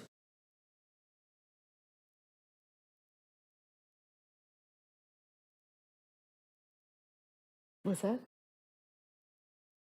Okay, sorry. Councillor Joe, to clarify, are you asking how long the exceptional sites work will take to come back to council? How long this application is gonna come back to council? Okay, If we refer so back if to you staff. were to refer it back to staff, okay, that's a great question. Probably around the same time as the exceptional sites work. would Which bring will back. be late this year. Q1 2027. Okay, and then if we go through the Metro Vancouver process again, Mhm. it'll be sometimes in the end of the year of 2027. I think end of the year of this year for the Metro Vancouver process. No, I mean, if we refer back to staff, Yes. and then the new report coming back to council, Yes. and then we still need to go through the Metro Vancouver process Well, after. yes, okay, I'm going to ask Templar to respond to that. Thanks for the question. So we'll talk about at first the path of going through the exceptional sites policy work. So council would consider the exceptional sites policy work by Q1 2027. That would then need to get referred up to Metro for a decision by Metro. If Metro approved that decision with all the rationale behind it, it would then come back to council for a further RCS ODP amendment process for conversion of whatever area or whatever policy changes were proposed. At that point, you could consider again rezoning applications that would be again consistent with that decision. So that could be at some point in mid 2027-ish would be a fair target of when a rezoning application under a potential change through the exceptional sites work would likely come back to council for consideration. If you follow that typical sequence of events. What we're trying to say separately is if council were to consider this application tonight and approve this application tonight through a type 3 amendment process, we would take that to Metro now while that work is going on concurrently, and that would get to Metro this year, and we would likely be able to bring back consideration for an ODP on a best case scenario this calendar year, but it would still be a very difficult timeline given the election to still have something in here. So it could be the end of 2026 or it could be early 2027 as well. So the timelines are not substantially different in their totality, but they certainly provide a different pathways that for council to consider as well. Okay, thank you, Templars. Very clear. So we're talking about 6 months difference between these two options. Okay, thank you. The other questions, I'm looking at this flexibility clause. It says redesignate the small amounts of industrial land without Metro Vancouver approval? What is the definition of small amounts? So the site has to be under 1 hectare in size. Okay, Like each application up to a total of 11 hectares total. That's our bank that we get to use. okay, thanks. And other questions, if there's a concern regarding, set up the precedent chart for this site, how many similar sites in City of Vancouver right now? Like in terms of the TOA site, industrial land, the size of the land as well? Sure, we don't have that research, but we did show in the presentation that there are 12 or 13 sites controlled by developers right now moving through our process, and we are worried that some of those sites may choose to pivot to housing with a lack of policy to allow that if this is approved. Are they all within the TOA site? They're all within Mount Pleasant Industrial Area, which is ringed by SkyTrain stations. So there's 3 SkyTrain stations around the area. Okay, they are all within like 800 meters, 400 meters, 200 meters. They would be within 800, yeah. All right, so other questions. How many similar applications we have submitted to Metro Vancouver for approval in the past, let's say, 5 years? So Vancouver has never done this. Yeah, there have been 9 in the region in total, and 6 have been approved. And we're at time. Oh, Councillor Bly? Thanks very much. I just have a couple follow-up. A lot of my questions have been asked. In terms of taking this through to Metro, how significant is it that City Council here in Vancouver has made a decision on a rezoning before taking a potential amendment request to the Metro Board? Yeah, so we did research into the 9 applications that across the region that have ever gone, and the ones that are successful at Metro are the result of like comprehensive area planning initiatives.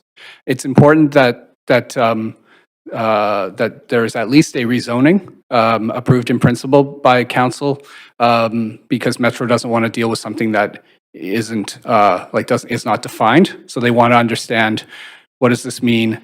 How much housing? How livable is the housing? How much job space? That type of thing. So it's important that council at least make a decision on the rezoning before we go forward.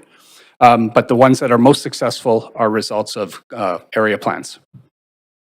And given that this is so the exceptional sites work that's underway will provide direction in terms of the industrial lands within all of those sites, which would obviously be a more significant, not only process but request, bringing that through to Metro Vancouver to consider.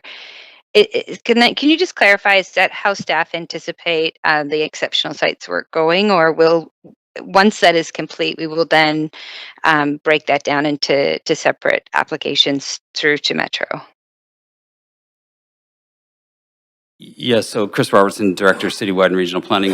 The intent is to, as Matt alluded to, is to have the exceptional site work provide us with a strong rationale in a broader context than a site-specific rezoning. And we would be taking that information that's obtained through the area planning on the whole in let's say Mount Pleasant area to Metro to provide them with the understanding of what's being proposed and the strong support for whatever recommendations staff make. Does that answer your question? I might have missed. But you would do that site by site. There's 5 sites. This is Yes, one of those yeah. areas. We would look at each of the exceptional sites individually. However, we would be doing them at the same time. There is a schedule in the memo that was provided to council showing kind of the timeline for all of the areas, and so I think there could be. Okay. Go ahead. Okay, I get the gist of it. Thank Okay. you. I do appreciate that. I just have a couple other questions. So I sit on regional planning and with Metro, and I have to say that there are a number of amendments that come from various jurisdictions, municipalities within Metro for amendments to, move from agricultural land to industrial or industrial to general use. And it seems to be quite straightforward. So I don't, in that analysis, it's rare that there's sort of a broader context. And I recognize you've got these 5 sites that I sort of feel has actually complicated this process, but this one site alone, having an amendment to one particular site within a particular area, like happens all the time. Langley, Surrey, Delta, there's been numerous. So I just wonder if staff have done any analysis of those processes and how this one particular site would differ. So we look specifically at industrial land conversions when I referenced the 9 in response to Councillor Joe's question. So there's been 9 that we found since these regional land use designations were put in place in 2011, and 6 of the 9 Sorry, were approved. 9 for Vancouver? 9, Vancouver's never done this for industrial land, and the 9 that I'm referencing are industrial land conversions, industrial to housing. So they are rare in terms of industrial land conversion. Okay. That's the research that the team did. Yep. Okay, I'm out of time. I'll come back on. Okay. Thanks. Councillor Clausen. Thanks very much, Mayor. And just to the conversation that was just being had and Councillor Bly's questions, I'm reading a letter from Metro Vancouver that identifies their flexibility to look at an option to change the regional, the designation of regional land use in this case. So this apparently has already been seeded as an idea with Metro Vancouver, meaning it potentially has some ability to be acted upon in the shorter term. So I have a few questions here, largely for staff. And these will be sort of little rapid fire questions. Does Mount Pleasant currently allow housing on its southern perimeter? The Mount Pleasant industrial area? Oh, along Broadway. On southern perimeter. It does. Does it allow it on the western perimeter? Yes. Along Cambie? It does does. it allow it along the eastern perimeter along Main Street? It does. But it does not allow it along the northern perimeter along 2nd Avenue, is that correct? Correct.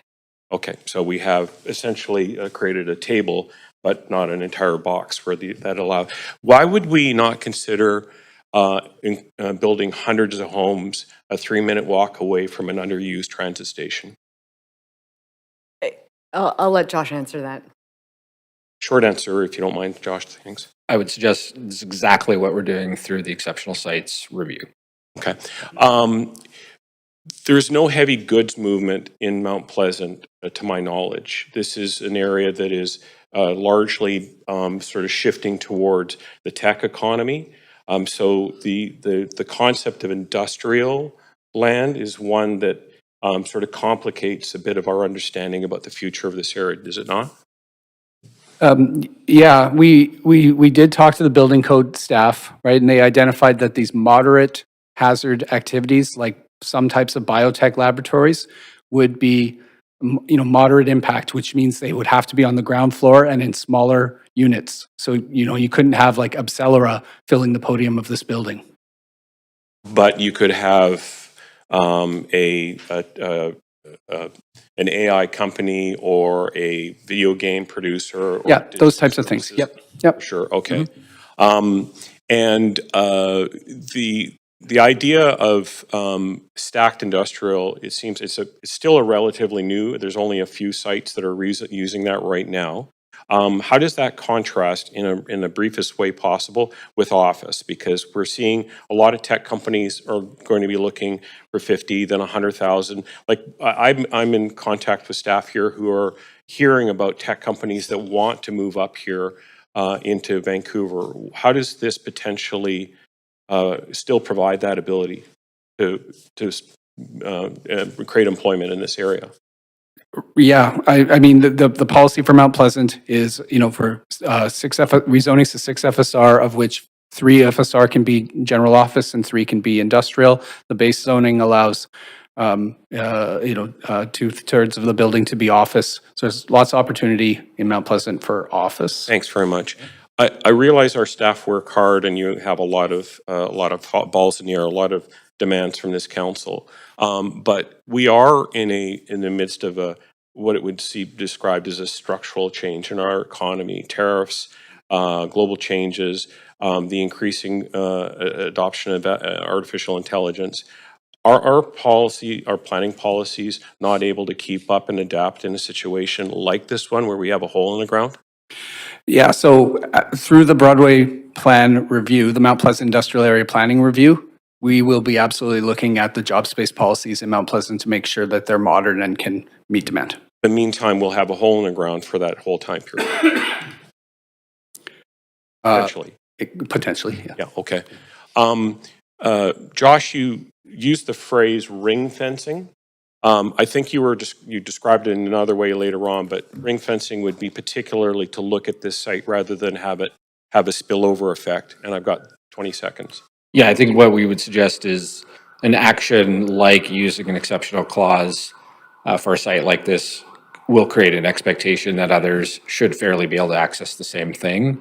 We would suggest it would be helpful if council could, if it wanted to use that exception clause, provide direction that it's for this site in an exceptional circumstance and aid staff through a process to say that expectation doesn't exist for other sites. Awesome. And we're at time. Thank you, Councillor Maloney. Thanks. One thing that I haven't heard a lot of discussion of that I'm particularly interested in is one of the great things about the Mount Pleasant area is that there are so many arts and non-profit and music-related small businesses and nightclubs, and we know that one of the things that is responsible for the loss of arts appropriate venues and that conflict between residential and, noisy, creative spaces and venues and the irritation with residents that then move in and want those type of uses to go away. So I'd like to hear about the implications for our different choices with particular reference to this site and what's around it. Okay, certainly. So if I understand your question correctly, I think you're asking about the incompatibility or the limits between residential being placed with non-residential uses, including industrial or a cultural space. Yeah, so that we don't inadvertently reduce opportunities for nightclubs and music venues. Yeah, I think that's at the heart of what we are alluding to as well in terms of our rationale, in terms of when these spaces are coexisting, while they can coexist, there are limits to the tenanting of the industrial spaces, and they're limiting the appropriateness of residential here, given the potential impacts to the conflicts between the users. People want residential livability, they want quiet, versus artists and maybe industrial tenants that want maybe additional noise, additional sound, additional odors. So I think there are these kind of trade-offs that we've been talking about. And in particular, I know that I've had correspondence from a restaurant owner in this area who's getting a lot of complaints from residents about lineups because of the popularity of their place. Can you speak to this proposal and what is proposed for the building envelope and for noise attenuation that would prevent the residents that move in from wanting to put a stop to some of the uses around it? Sure, yes. At the rezoning stage, we tend not to look at that level of detail.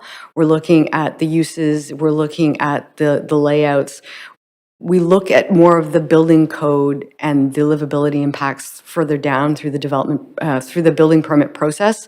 So what I can tell you is, given that this is a residential building proposed with industrial, we did ask the applicant to provide a building code report.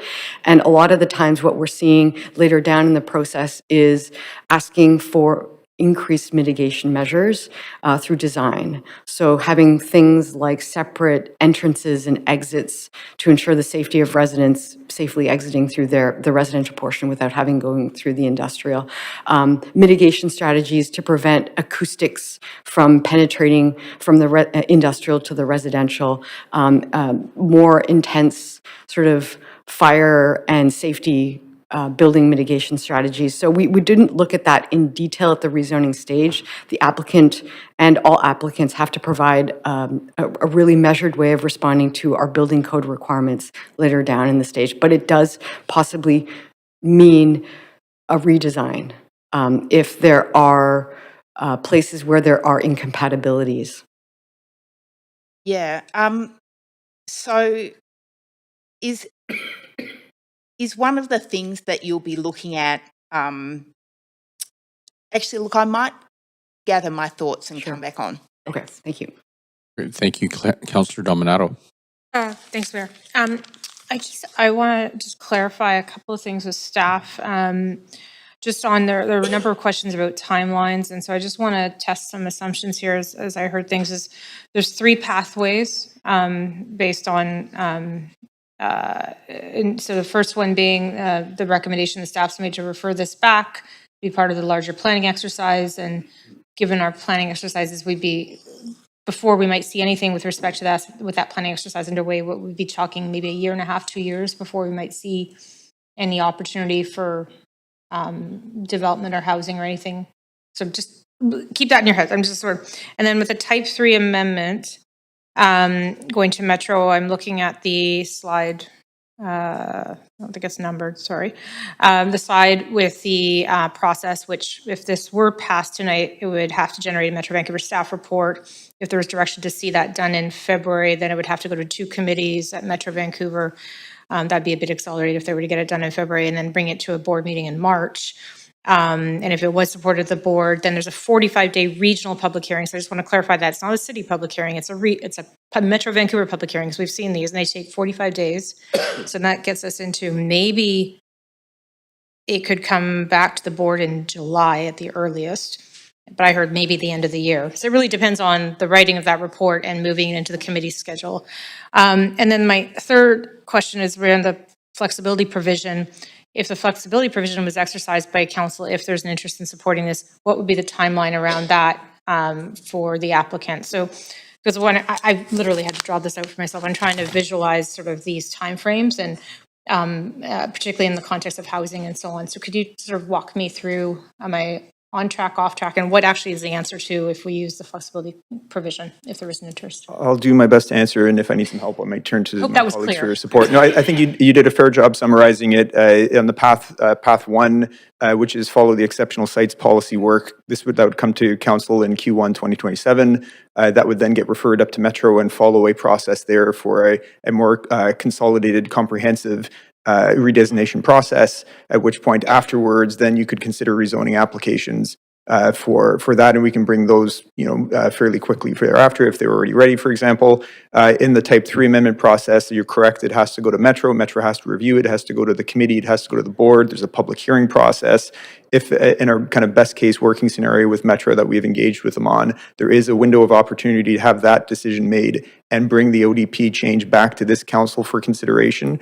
There are council meetings later in the year, towards the end of this year, where we could then bring forward those potential changes again, subject to the outcome of that public hearing for final enactment. I would just remind council that even if in the event council does approve the rezoning bylaw, whether through a Type 3 or the flex clause process, the applicant has to clear all their conditions of enactment before they can enact.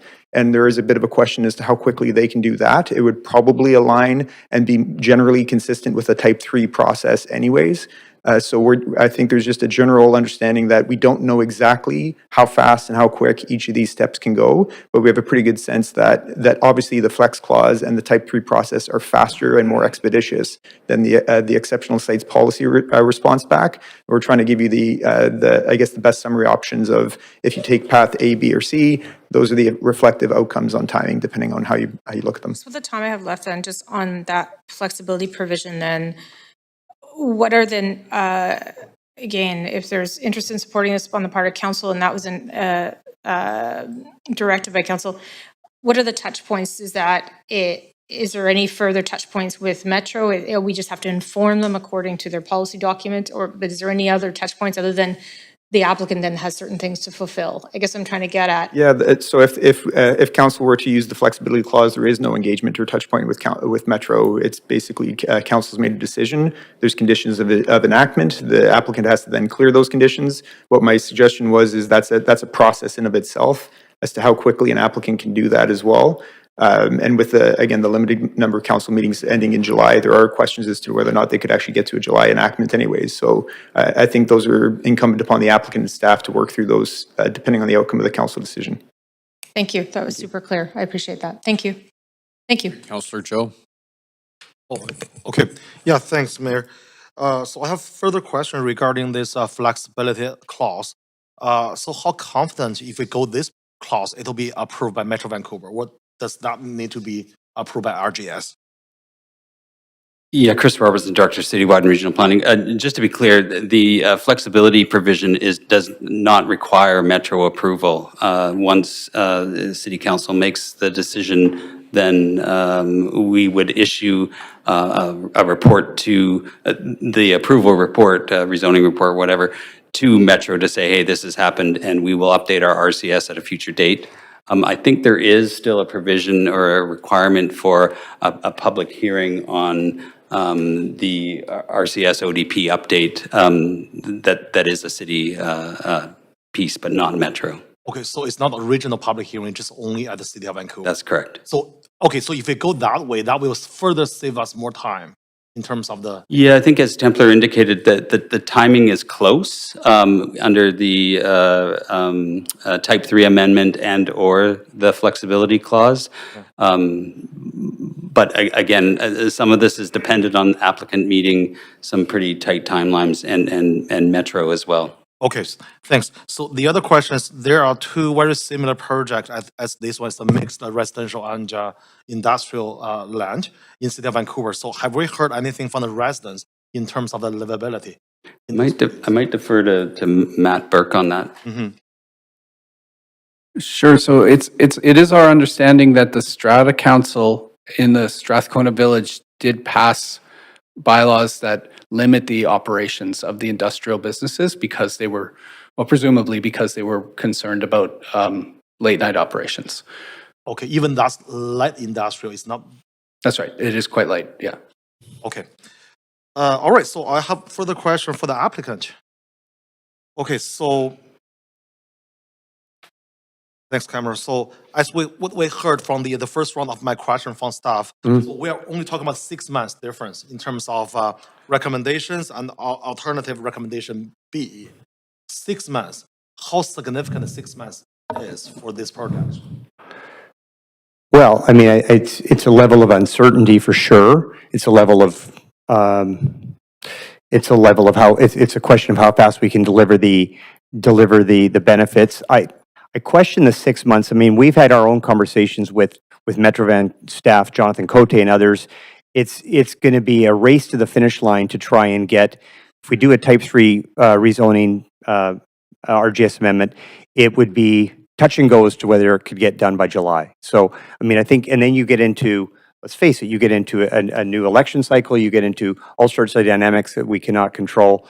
So to me, the risks are increased the longer that there is, when you start introducing additional complex processes, the risks increase. Okay, so you think if everything in place, we can probably get this done by Metro Vancouver in the summer this year?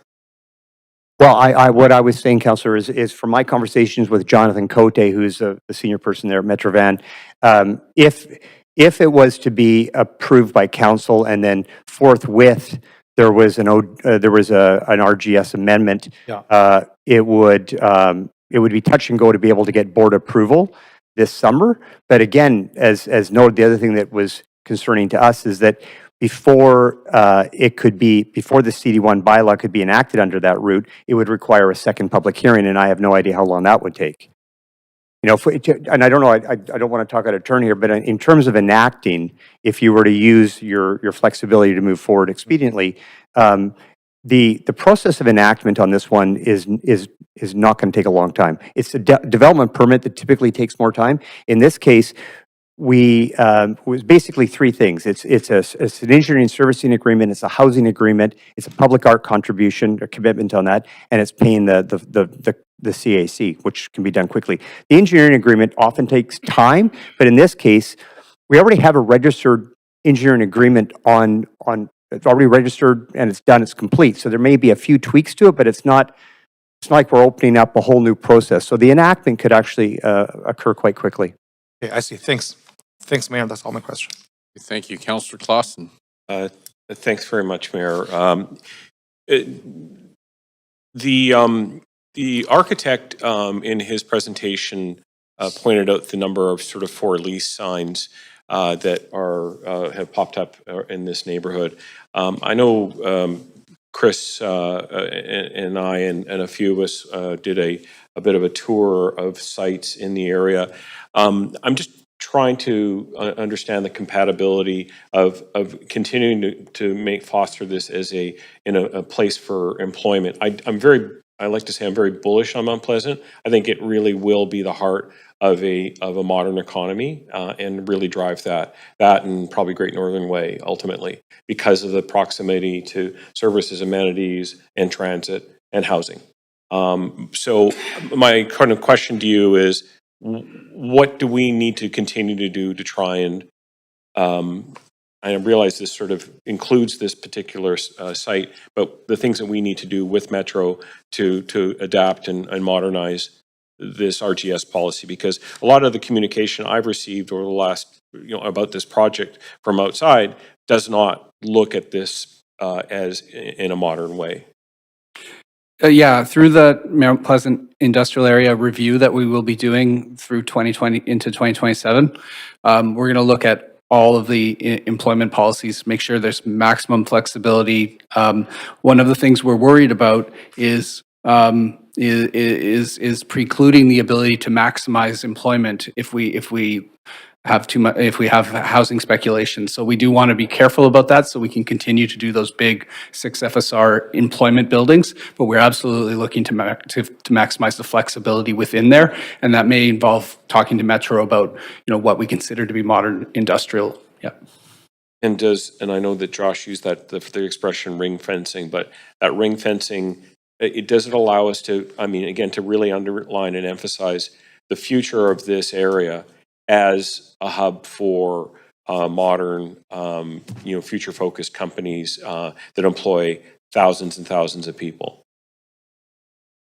Yes. Okay. It would, yes. All right. Great. Thanks very much. Okay. It's getting late, so I'll leave it there. Thanks very much, Mayor. Thank you very much, Councillor Maloney. Yeah, I wanted to ask more about the planning process that's been undertaken. And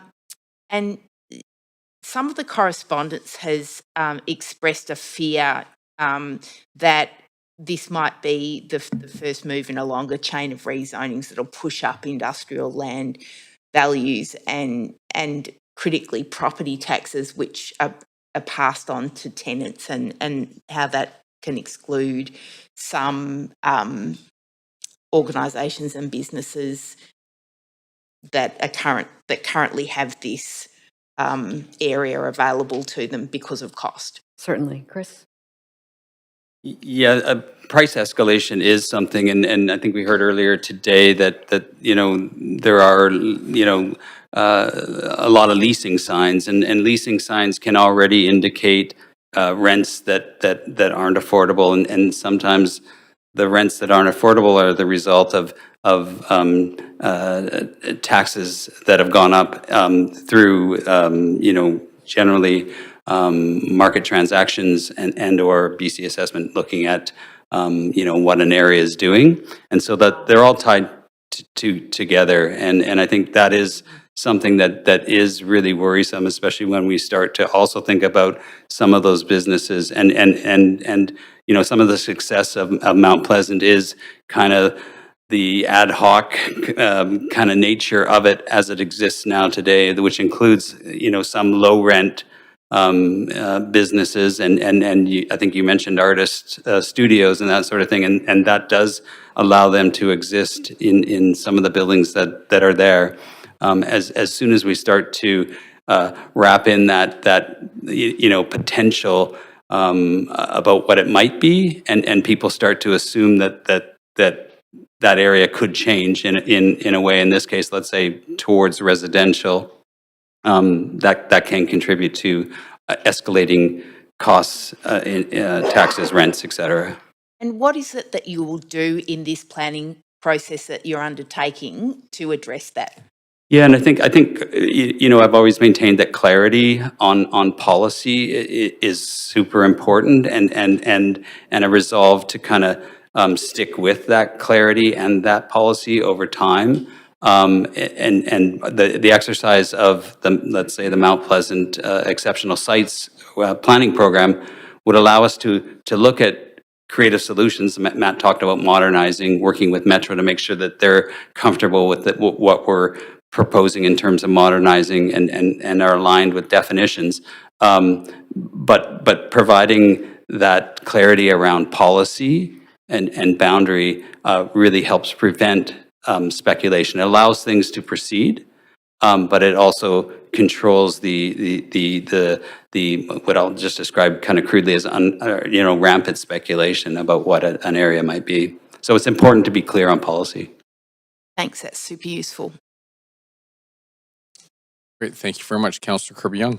Yeah, thanks, Mayor, and I'll try to be quick, and I apologize if it seems like I'm belaboring this point, but I'm fending off a cold, so my head might be a bit not functioning as well. So just to be very clear, if council were to choose to invoke the flexibility clause, it does not need to go to Metro?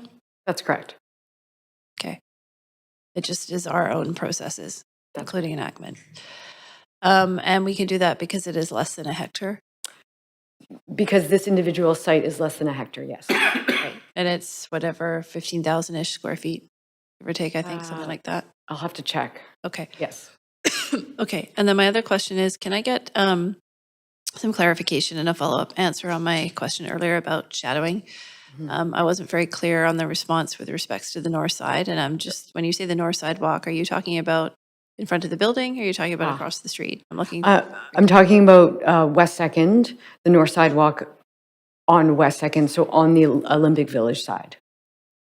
Okay. Yeah, so I'll ask David Cha to talk to. So because the answer seemed to talk about the public realm with respects to this project itself, my question was more explicit to why would we be allowing shadowing on the opposite side, on the north side, on the Olympic Village side? Sure, yeah. When we crafted the policy, and Chris Mackin probably talked about this, is that we knew that introducing towers here with podiums would have an impact not just on the industrial area, but on the sites north of the industrial area. So I'll let Chris take over from there. Yeah, thank you for the question. So when we crafted the policy, the form of development that we put in place was meant to limit the shadowing on the north side of the sidewalk. This proposal is roughly double the height of what the policy is, so it's leading to shadowing impacts that the policy did not. And how much shadowing? I know it says between 10 and 2. So if I'm walking in front of Nook, for example, or across that street, am I walking in shadow for those 4 hours? Am I walking in dappled light? What are we talking about? What does that mean? Thank you for the question. Yeah, the proposal, David Cha, Development Planner. Currently, the proposal is shadowing from basically 10 to 2 p.m. on the northern sidewalk, which exceeds the 1/3 maximum requirement. Yeah. Does that answer your question? Okay. And so would, in a future review on the lands policy, are staff looking at building height as an important consideration on the south side of 2nd? Or are you looking, or is the scope of that work looking at taller buildings potentially? Thanks for the question. Yes, certainly that would be a consideration when we do the work, and as well as the form of development that it takes, and podium height, and how towers might present themselves, and how that shadowing may move across the area throughout the day. Okay, that's it for me. Thanks, Mayor. Thank you, Councillor Maloney. I've got just a couple of questions for the applicant. And I've only got a minute and a half. Sorry to make you run. Okay. Can you just describe the noise attenuation measures that you're planning for the external building envelope and windows to deal with both traffic noise from Second, which is a very busy road, and from surrounding businesses or activities that could potentially, because we've talked about between the industrial facility and the residential, but what about the surrounding? Yeah, for sure. Well, certainly the building we usually work with an acoustical consultant to make sure that we're taking into account ambient noises around there, traffic noises. We would take all the necessary steps. We'd use a paneled window wall system, so it would have insulation built into it. It would have double, maybe triple glazed windows. There's mechanical air systems that actually create some white noise in the spaces. In between the industrial and the residential, there is all sorts of, and Tyza can certainly speak in more technical detail, but certainly all sorts of materials that we can use to deal with any noise transmission between those two uses. And we do it successfully all the time.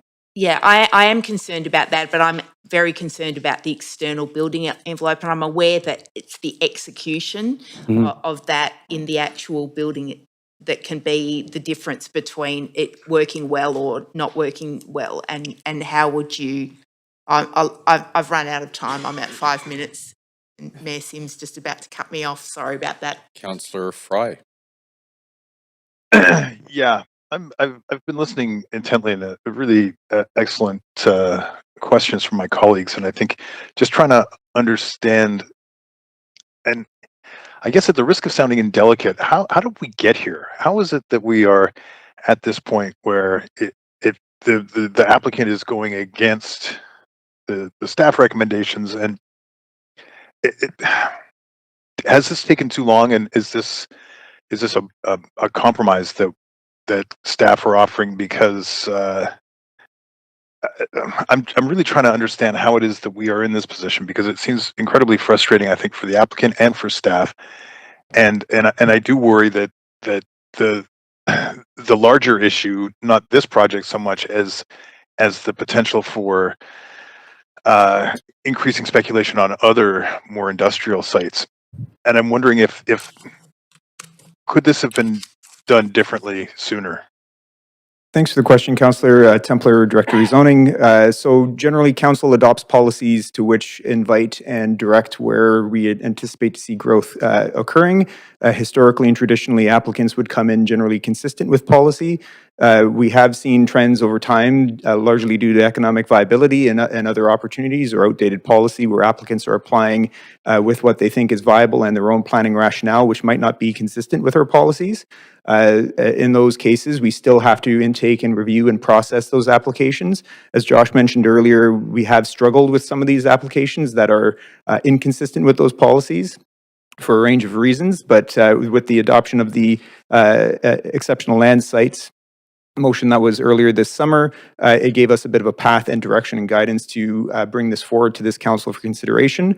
I will say just as well, just for feedback and content, those policies are working very well. This council has adopted and approved over 20,000 housing units to date, and there's another 20,000 units in the pipeline for this council to consider as well. This project being 200 units is a rounding error in those total housing pipeline units that are coming forward. Again, what we're looking at trying to do here is to ensure that you have a clear picture of the risks and the trade-offs for considering these projects, including the risks to the industrial lands, as well as the opportunities for delivering housing still within proximity to transit. Yeah, and just to be clear, just to extrapolate the presentation, we are still talking about essentially the same amount of industrial land that would have occurred in the outright. The difference being the swap between commercial and residential. Is that the key distinction here? Correct, and just again for the clarity as well, the And the policy was, precedent. yeah, the policy was certainly contemplating a pro rata amount, and that pro rata amount is now out of whack because just the amount of residential, but they are still proposing the 2 FSR industrial, which is what they had previously approved for. The trade-off is we're no longer having 4 FSR of office, it's been transferred out for the majority being residential instead. Right. And the office market at this point?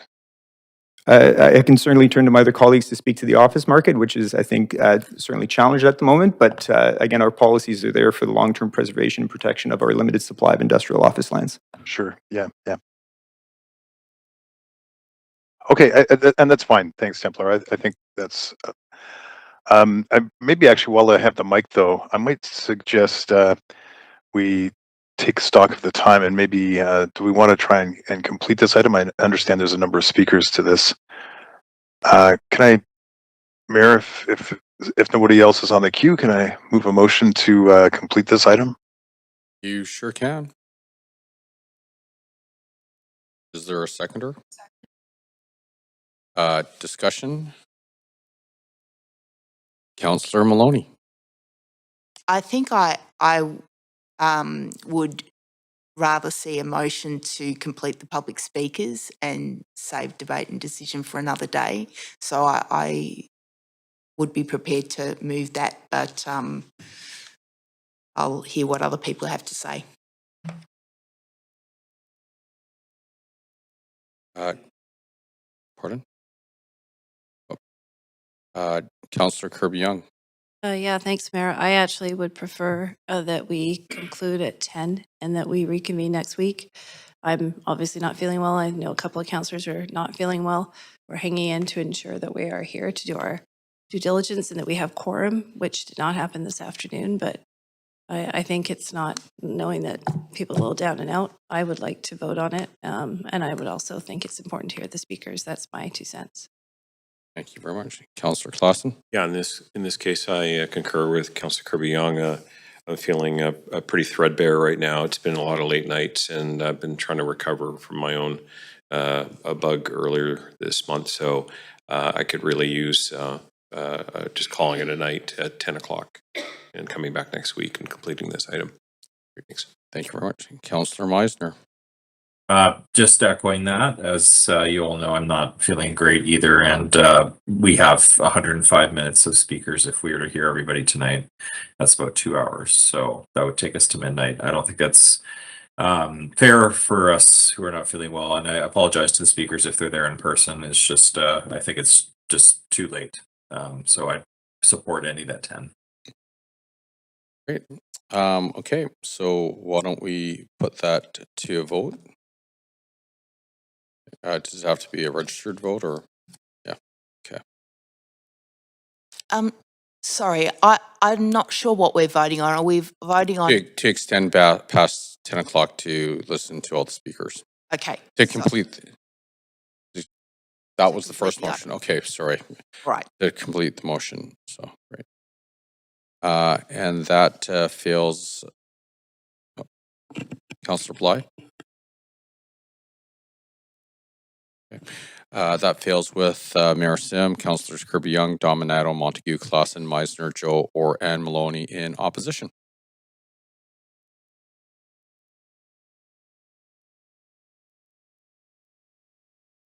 Okay, so with that, I'll just continue till 10 o'clock. This is the second call for speakers. If there are any speakers for this item who wish to speak to council, please call toll-free at 1-833-353-8610, followed by participant code 1061445# before the close of the speakers list. The phone number would be posted on X and displayed during the recess. We're now going to hear from the public. Any registered speakers in the council chamber, please come forward to the left podium when your name is called. Phone-in speakers will be unmuted when your name is called. Speakers will have up to 5 minutes to make their comments and should limit their comments to the merits of the report being considered. So now speaker number 1 has withdrawn. We will proceed with speaker number 2, Neil Wiles. Is Neil on the line? I have been on the line for 2 hours. Yes. Excellent. Good evening, Mayor and Council. It's Neil Wiles. I'm the Executive Director of the Mount Pleasant BIA. I have actually quite enjoyed all of the passionate back and forth. I'm here to speak in support of the Strand Developments application at 320 West 2nd.